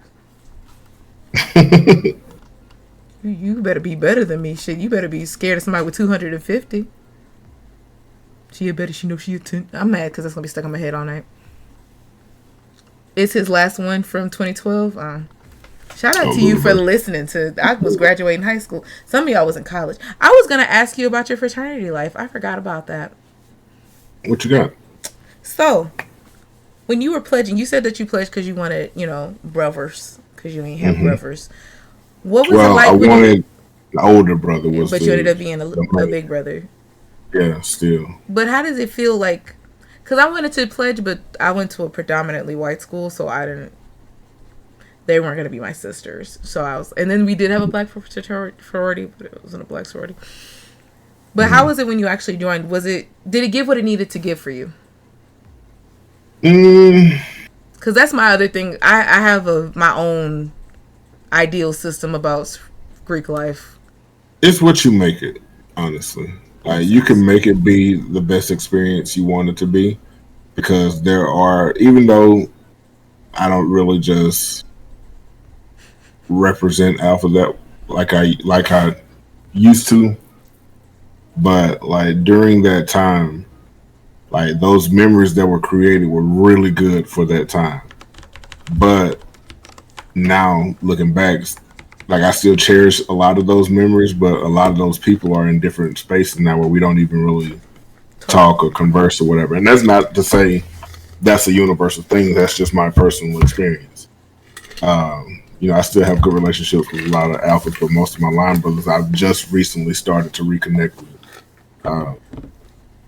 And I'd say it's a good experience. Like, growing up though, in college. Yeah, that is a part of the college experience in general. There's some people that may have started with you in the same classes as you, that you grew apart for whatever reason. Y'all took different paths. Y'all may still be cool as shit, but y'all went two different directions and you just don't have the time. It's a lot of that. But it was a good time. I enjoyed traveling. I enjoyed the Where'd you travel? Easy. I don't know these things. This part of Greek life, I don't hear. I know people that just stay at campus. We were just like mostly other chapters in Alabama was the majority of the traveling, but we did some Atlanta stuff, we did like Greek picnic 2 years. We did some Mississippi stuff where we went to like conventions and stuff. Conventions, but it was mostly other chapters in Alabama. So you have like some other alphas that are coming out. They'll be having their probate. We'll go visit them, just go see their new guys and just kick it with them on their campus and stuff. So it was a good time. It was a good networking opportunity, good bonding. I always love, because Twitch is essentially the same thing. We have our own space. I just feel like that's what a fucking Greek life thing. Yeah. Pretty much, yeah. We got a little signal. We do little steps. We don't do steps, but I'm glad we have our own. We have our own personal space that we share. That it's not just accessible to the outside world. And that's pretty much what fraternities and sororities are. During college, I feel like one of those people like Diane Sawyer. During college, you used to coach a football team. Do you still keep in touch with any of those young men? Not really. It didn't really end well for me on any of those. No, they're fine. So the story of me coaching football, I went 2 years to this junior college, got my associate's degree there. And the teacher. Yeah. And then I got a scholarship to Miles and played football there. But with college sports, you only get 4 years no matter where you played them. So because I played 2 years at a junior college, I was only eligible to play 2 years when I got to Miles. But it was still going to be a whole other year before I graduated. It ended up being 2 because I changed my major. But since I was going to be there another year, they gave me a scholarship to come back and coach as a student coach. So coached that year, ended up having to stay another year. They gave me another opportunity, gave me another scholarship to stay with another year because they enjoyed me, coaching with them the previous year. So I did it for another year, but that coach ended up getting fired in the middle of the season because the team wasn't doing well. That's how they So we get ended you. up we got an interim coach, and we thought he was going to be the main coach, but they ended up bringing in another guy from like a rival school that ended up being our coach. Yeah, it's crazy. That sounds kind of stupid. So when I went to him about, staying on the staff, he was like, well, I brought my own coaching staff in. I don't know you. I got to see what you coach like. If you're going to coach for me, you're going to have to coach for free for a year, essentially, so that he can get to know me to see if I'm worthy of being paid. So I got to work a whole year as a volunteer coach to see if I can get paid next year. And I was like, rival coach that came to the school. Okay, that sounds like a setup. I said, nah, I'll just go work more hours at Papa John's then and make, money that way. So then one of the coaches who also suffered the same fate as I did had a buddy that coached at a local high school that he sent me to. He was like, man, go talk to him, see if he could use you, because he looking for an offensive line coach. And I was like, yeah, I'll talk to him. So I went and talked to him. We had an interview. It was, in a hood-ass McDonald's. It was really impromptu. Did they have the play thing or no? They had the play thing. That's how you know it's the hood, because they still got them. That's a babysitter right there. They definitely had the play thing. So we sat and talked. We talked to him, had a good conversation. He knew I was pretty knowledgeable, and he hired me. Well, quote unquote, hired me. So I was working like under the table, getting paid. I love a hood. Ooh, y'all don't know how much I love a hood affair. Because I was still in school, and with high school coaching, you usually have to at least be a substitute, or you're supposed to work at an actual teacher. You got to work at the school. And with me still being in school, I couldn't be a sub because I still had my classes, that I had to finish up to graduate. How y'all both gonna be in class? Right, exactly. So they paid me under the table for most of that season. Towards the end, he couldn't do it anymore because a lot of questions were being asked about what the ticket class sales. He teach? He was a gym coach. No. I was saying, like, what class he teach? Oh, that person. I know I see that light bright nigga anywhere in this classroom. I ain't see him there not one time in the hallway. Not a single time. What's his free period at? And it was, and I enjoyed it though because that was because when I coached at Miles, I was pretty much just a team leader. I was coaching my peers because these were people I had just played with. Yeah. But when I went to coach at the local high school, I was a coach. Like, they looked up to me as coach and listened to the real life advice that I was able to give them because, I was still in it and I was more relatable to them than, any other coach on the roster because those coaches were older guys that, are kind of removed from society in terms. Yeah, they just about the X's and O's. But I was able to just relate with them. How was your day at school today, young man? You still talking to that girl? Right. I was in the know. Remember, I was in the know. Yeah, I know. Right. So I was the snack connection. I understand. You see, my favorite thing. After that season, I couldn't go back because they ended up because I was originally getting paid, but the superintendent that I had made this whole connection with how they was going to pay me, she ended up getting fired because somebody brought a gun to the school and they didn't appreciate the way she handled the situation. So she ended up getting fired and the state took over. So that's why the under the table payments started slowing up and then stopped altogether. But I still wanted to do it because I had, connected with these kids. I didn't want to just walk out on them. So I did promise to at least finish the season, but I didn't go back. Not you ghost them like a light skin. So that's your light skin trait. You ghost people. Yeah. All right. I mean, well, we got to the I told her. I mean, it ain't like I just disappeared. The way you said it was just like, yeah, I'll come back. I'm not coming back. No. Not at all. So you've missed it this whole episode. I drank all my water. I done drank 46 ounces of water. There is nothing here.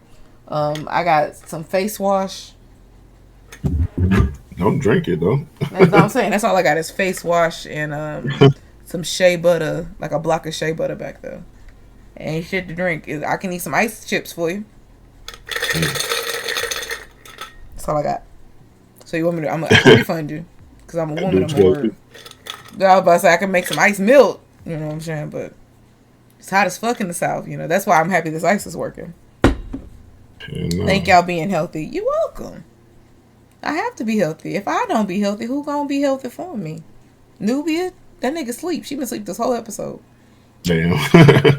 That's why I keep looking over. I'm like, she really ain't visit this whole episode. That's weird. Knocked out.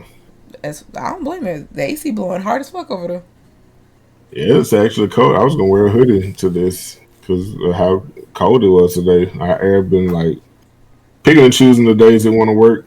And when it worked like, though, it worked though. What? It was cold. I was looking for clothes to put on instead of the other way around. You've been relaxed fit all day, all week.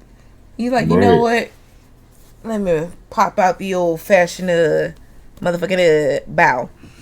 Right. All right. So I'm gonna give you some of the love and affection. I gave you some earlier before stream, but I'm gonna give you the other half, and then I'm gonna let you go be great.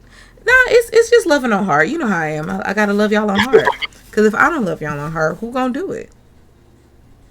Didn't. The white man? Okay. Sorry, Kim.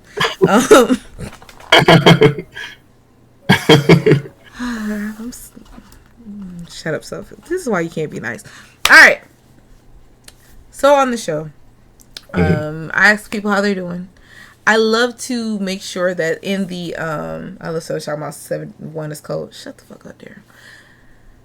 One of the things that I really love to incorporate is the giving of flowers, but also finding some way to put shadow work in it, which is kind of like earlier when I was saying that we're kind of doing inner kid work, which is healing the inner kid in all of us, because I feel like some of us don't get to enjoy things that we used to when we were younger. And for me, MAWF is literally just WrestleMania times a million. Because this time I'm in it and there's more black people. And like the wrestlers look like me and my friends. And it's not like, okay, you have to be like growing up. My favorite character was Eminem. Was it Lita? I always say that. Is it?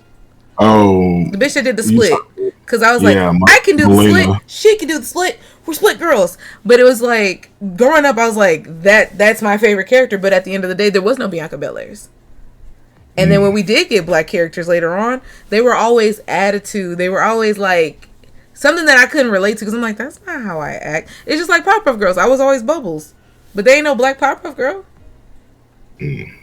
Yeah. And now but now in MAWF we have black characters. There's mixed characters. Like shit. In my fucking world I made one with vitiligo because my boyfriend has vitiligo and I love that. I'm like, the characters look like us. They like shit. When we make promos, it's nigga promos. It's literally Booker T's, and some of us ain't hood, and some of us is ratchet, and some of us has a very high inflated ego as big as our afro, and some of us act like light skins that make an 8-minute motherfucking promo for some reason, saying nothing, just filibustering. But still, it's fun that we all get to just be big ass kids in your channel, and you fucks with the shenanigans. Literally, just like kids, there are days where we take this shit too seriously. And then there's days where shit pops off. And it's kind of like somebody has to play principal. So then you have to put your big dad hat on. Because you also have to remember you're a father at the end of the day. And you're like, hey, don't make me come back in that back room. For real, though. Some of us got to go to match our bald heads. Shut up. Damn. But no, like, it's very amazing to see as a person that cares about like shadow work and like healing and getting some of that. Just life is stressful as shit, and it's kind of fun that on Wednesdays and Fridays we can literally just hanker down and be on some like I love when I'm streaming and I'm like, don't get excited y'all, it's Wednesday, Friday, you know where we going. We ain't gonna be here long. I ain't gonna keep you long. We just here for a good time. I just wanted to not take a nap today, so I'm gonna keep my focus on this. And then if I miss it, it's fun to say like, okay, well if I miss it, I can watch it with everybody at Be Nice's stream, or I can go and see how this character is like. Let me see what they're actually about. Like I go to Bat Squid and see how fucking the Revolution fights amongst other people, or I can go and see One Heroes shit, or I can go like into almost everybody's channel and see like their costumes. Like, wow, outfit gonna be cuter than that. Okay. That's that's how you feel? Okay. Chrome? Okay. Like, and then you can go and do your character. Like, I love the fact that we can all together kind of have fun. It's not it's not like Overwatch. I've been playing Overwatch lately. That's just sweat. It's just perspiring sweat. There's no time to really have fun unless you're being toxic. Like, most times I could be like Fortnite, I can bust a dance move. Can't do that. Whereas in MAWF, I literally just get to relax and be like, look at Melly Jean fuck it up. I'm so proud of her. Bitch was just eating a hot dog in the stands last year. Look at her. Right. Whole superstar now. Whole ass got her ass cheeks out in the middle of the goddamn ring. That's what the fuck I'm talking about. And beat the shit out of folks. But even on top of that, you support people. You love us on heart. Like, I don't think people really know how much you care about us individually, because there's even times where, like, I know me personally, I have come to you in the DMs and be like, hey, I don't like how something was done, and I don't want to be a part of this storyline. Like, I've literally been like, I don't want to be a part of this storyline because I personally don't fuck with this shit. And you'd be like, all right, that's no problem. And then shit can pop off, and you'd be like, and for some reason, Melly Jean is injured. And I'm like, that's right. Big injured. I'll come back when I'm needed. But another part of the show is, it's funny because I'm trying not to repeat shit. But another part of the show is just being like, hey, I want you to know that you are seen, you're appreciated. Your art, the way your brain works, because I wish that it was easier to shine a light on how much you do, because I can't show people like the messages, but like, you are so goddamn like needle in a haystack. You drop it in and be like, I know where it is, but I'm gonna let them find out exactly where that bitch is. Now if they get stuck, it's fine. I got the band-aids right here.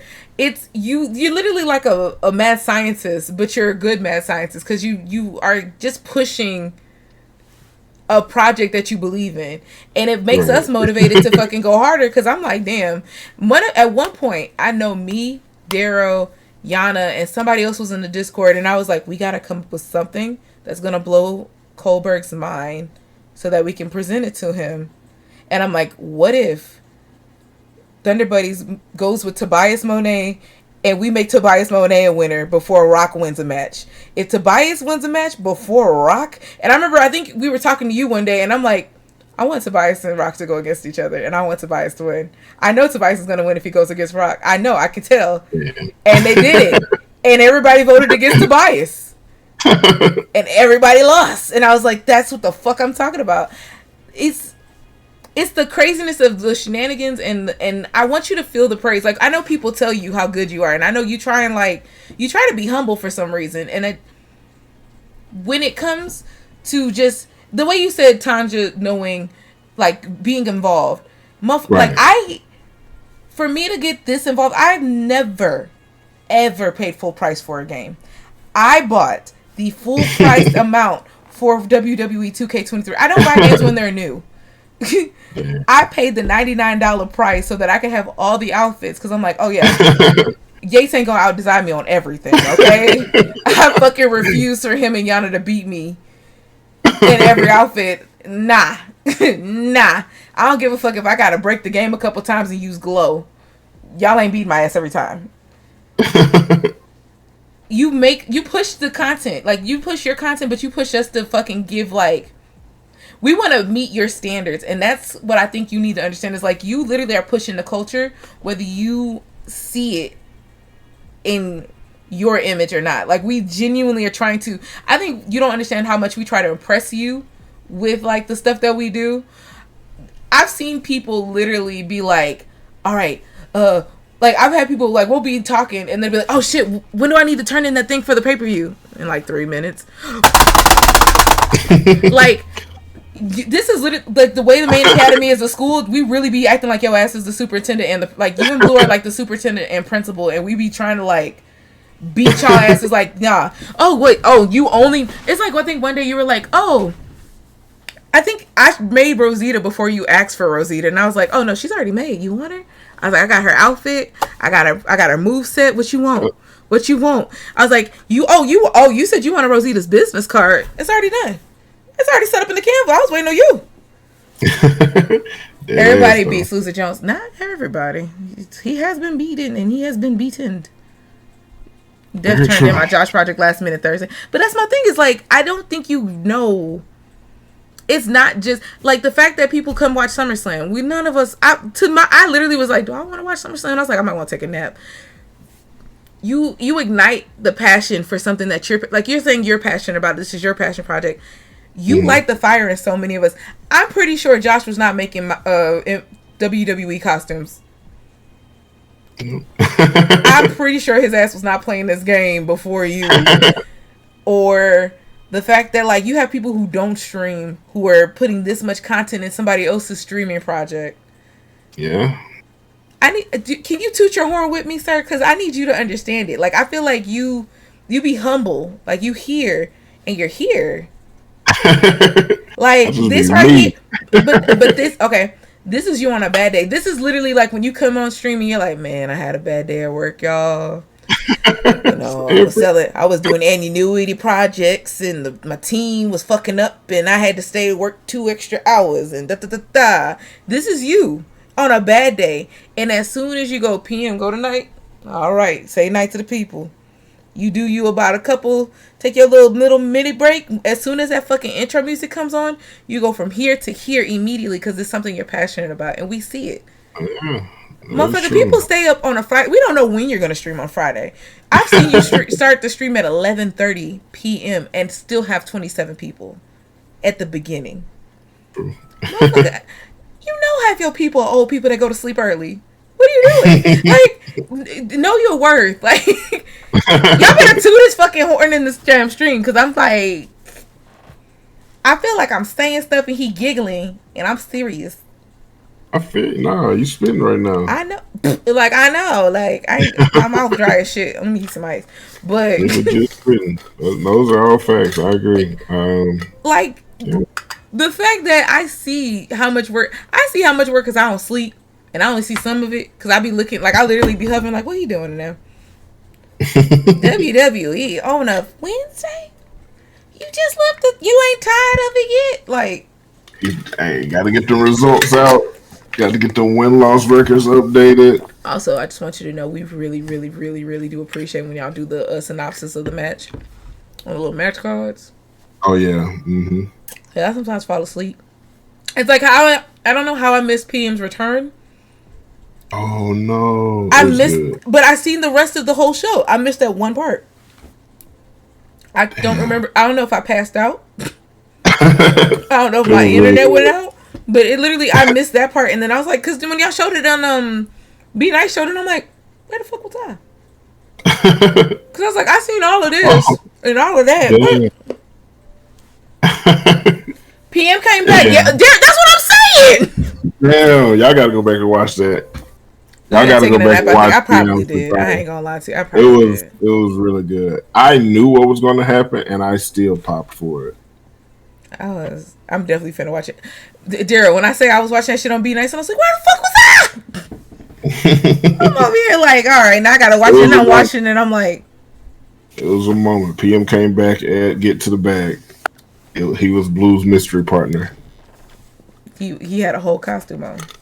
I dropped rock for PM. I gotta support. Period. And we reignited that too. I love the fact that I don't think people see also how many Easter eggs you do. You do Easter eggs throughout the entire season just to get to this one. Like, sometimes I'll be mad because I'm like, I know he wanted people to know. I can always tell when we miss something because he'll be like, a peek behind the curtain. I'm like, oh shit, what we miss? He'd be like, if you notice, Rose had a rose on the first episode, and then on this episode she had 2 roses because on the last season it was season 1, and on this, I was like, Peter. And if you notice, the Phantoms had a rose, but they never fought Rose, and now they doing the Rose Vine. I'm like, all right, that expeditiously. Sometimes you gotta help connect those dots, because sometimes I appreciate it. It'd be tough. Like, I know y'all wouldn't go. It's like, or like the biggest man match where you wanted the fucking ring to break and it did. Oh, man. He said this is gonna be our biggest match, and I'm like, he's giggling too hard. There's a pun to this. And then I saw all the people walking in, and I'm like, why is this all me and Danny's type? and then I'm looking, I'm like, all right, that's the third one. This motherfucker talking about big niggas. All right, okay. The ring never recovered. It never did. I swear. You don't see it, but it was me and Danny underneath the ring like this. It was beautiful. It was a great time. Still got a wobble to it. Not a wobble to it. Damn. Don't do that. Don't do that. Don't do that, Josh. Stop playing. But yeah. Is there any Easter eggs that you wish we noticed? Is there any that we have missed recently? Yes. Yes. I haven't snorted today. Come on. It's the way your face was just looking like, and did. It is so there. It is so there. Go ahead, we listening. I'm not gonna give it to you because it's a big one. Okay. It's like a huge one, and it is stranger related. There. It is stranger related. Okay. That's all I'll say. Big meaty means. Girl, for real.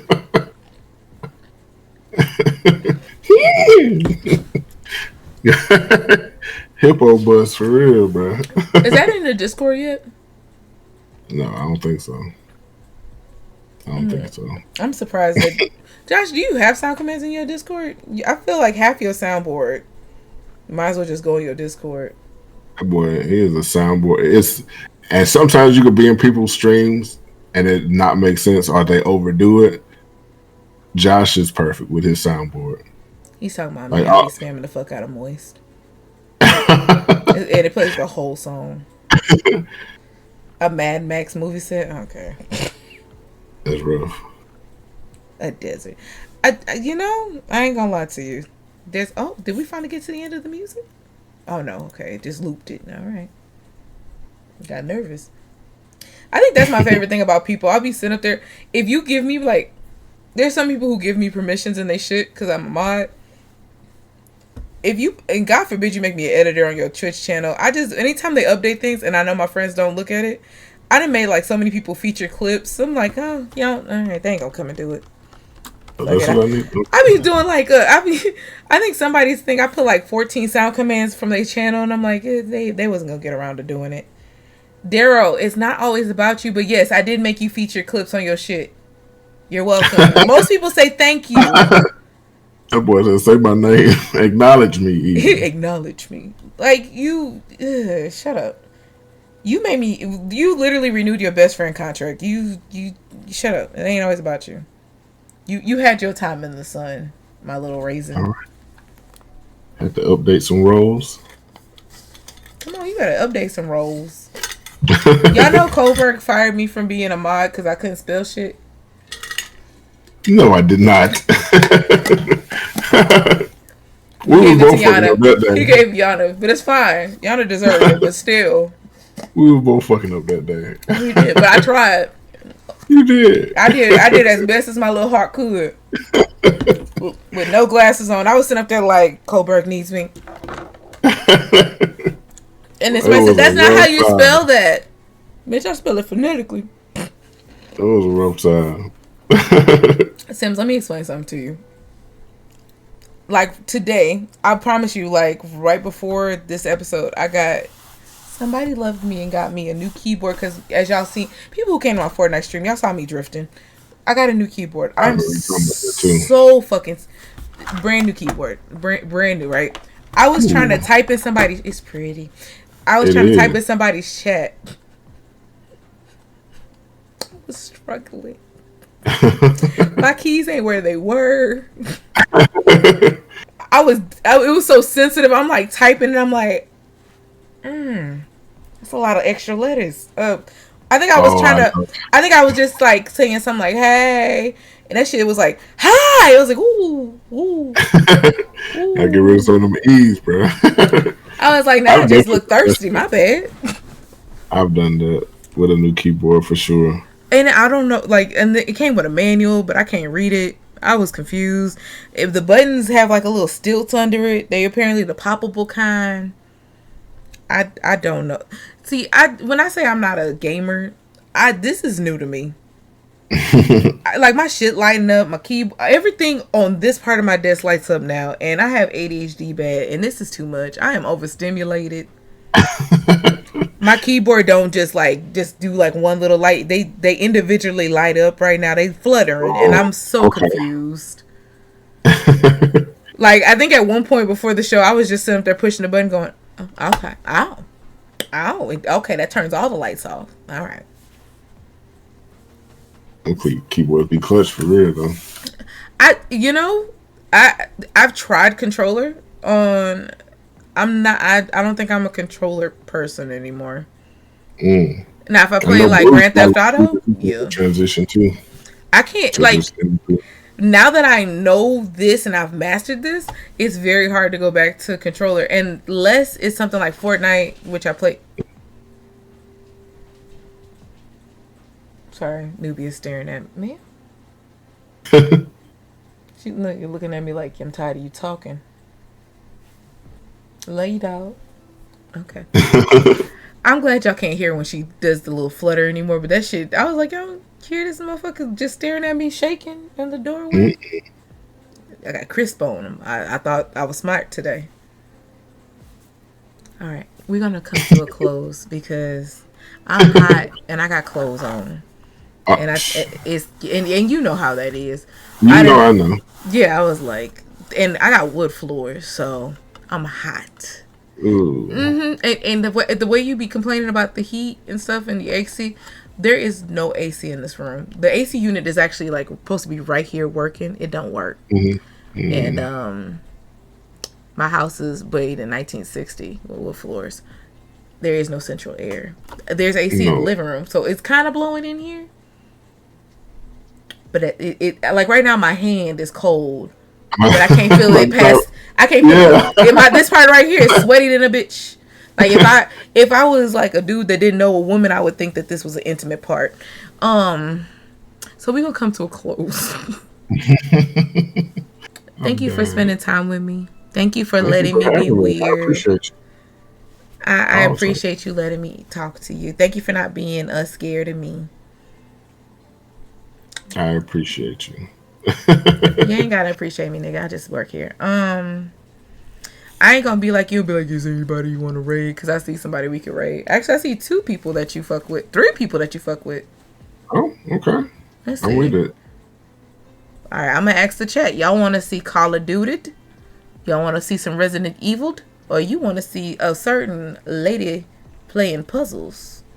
I ain't gonna give away who it is, but I wonder who that could be at this time of night.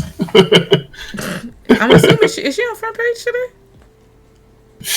Looking like that. I was like, it's looking like front page. Looking like she looking. All right, we may not go to puzzles because I can't handle when she says, "Oh, hey, Nubia, damn." Out of nowhere. Scared the fuck out of me for real. I was like, I told you, you just black on the inside. You a white dog. You can't just be walking up on me, friend. Resident Evils or puzzles. All right. Yeah, yes, the puzzle grandma. Cause hey, Melanin, how you doing? I would be like, man, don't make me cry tonight. Right. I haven't seen you in a while. I just don't talk good. Stop. All right, Nubia. I gotta end the show, but okay. God bless. All right, I'm gonna just pat you because you get aggressive. All right, I haven't been to Recon in a minute. If y'all, when we go to Recon, I need everybody to put exclamation roll. Okay, he was one of the first GIFs I made that went mini viral in Discords everywhere. If you've ever seen the Recon roll GIF, I made it. Used it today. It's a good GIF. It is. It's a good way to leave a conversation. It really is. That's exactly what I used it for. I do that all the time. Somebody would be like, "Can you?" I'm out of here. All right, let's see. Anything you want to say before you leave, friend? I appreciate you for having me on this show, man. It I was a ain't good say all time. that. I ain't say all that. Don't do all that. Mel, What? it's your turn. It's your turn to Oh, don't be receive. gay now. Come on now. I I'm the appreciate you. pansexual here, okay? It was really professionally done. Like I enjoyed the You invite, thought the it was extra. gonna be a hood time, didn't you? No, I didn't think that at all. But I wasn't expecting what I got. I will say that. Like it was really, really nice, and I I feel appreciate it. like There y'all was don't no way understand. I When I could sent say that no. email, maybe I was in professional mode, customer Oh service. yeah, you That was were my favorite there. part. People were like, "Why did the fuck did you email me? We Discord all the time. I'm It was professional about my shit. it was well done. It I was wouldn't well mind it done. being hood as fuck. Shut the fuck up, Sly. But nah, yeah, I appreciate you. I'll have who's next tomorrow. We'll be going live. Is it Sims? At, Sims, is it you? I'll wait. yeah, it's gonna be a great time though, and I can't wait. I'm not gonna lie. The last couple ones I've been able to guess from the clues. Don't know This this one not one. so much. Cause I ain't gonna lie. I've only because I looked, but you also you retweet a lot, I do. a fucking lot. So I've only seen one clue for this week. Was there only one clue for this week? There's five. And I scrolled and I could not find it. It's Five karma. I clues. could believe that. It's me finally. It's always the nigga that's already fucking been that say some shit. But you know what the fuck do I know? Those just ain't me, are they? I don't know. I've only seen one. Like I literally only seen one, and somebody said, "Oh, finally, I know who it is," and I was like, "Off of one clue." And then I was like, I feel like there was more. But thank you. I appreciate you giving me flowers. I'm accepting compliments, and I'm happy that this is literally like my if I ever was not known for anything else on my stream, whether people don't know about my dick or they don't know about my heart or they don't know about Nubia, if they know Tomorrow Thoughts, this means everything. Daryl, what are you deleting? Oh my god. Thank you, Daryl. I appreciate it. Because you know if I would have seen that, I'll cuss their ass out. Acknowledge your greatness! Acknowledge! We're not doing a Hotep minute. Not for free today. Can I learn about the D-mail? Hi, Josh. Stop. Okay. You see, stop. Full haircut too. Look, Josh. Full haircut. Josh, I'll take this wig off and do it with my French braids too. Stop playing with me. Hi, Rixie. I didn't know your ass was still up. What's up, girl? I almost bust. I know. Trust me. Let me tell you something. You wasn't here during single era mail. Single era mail used to flirt with everybody. I used to flirt with Blue. I don't even think he knew I was flirting with him. I used to flirt with Derek. I used to flirt with everybody. I had a problem. I was just like, ooh, how y'all doing, black men?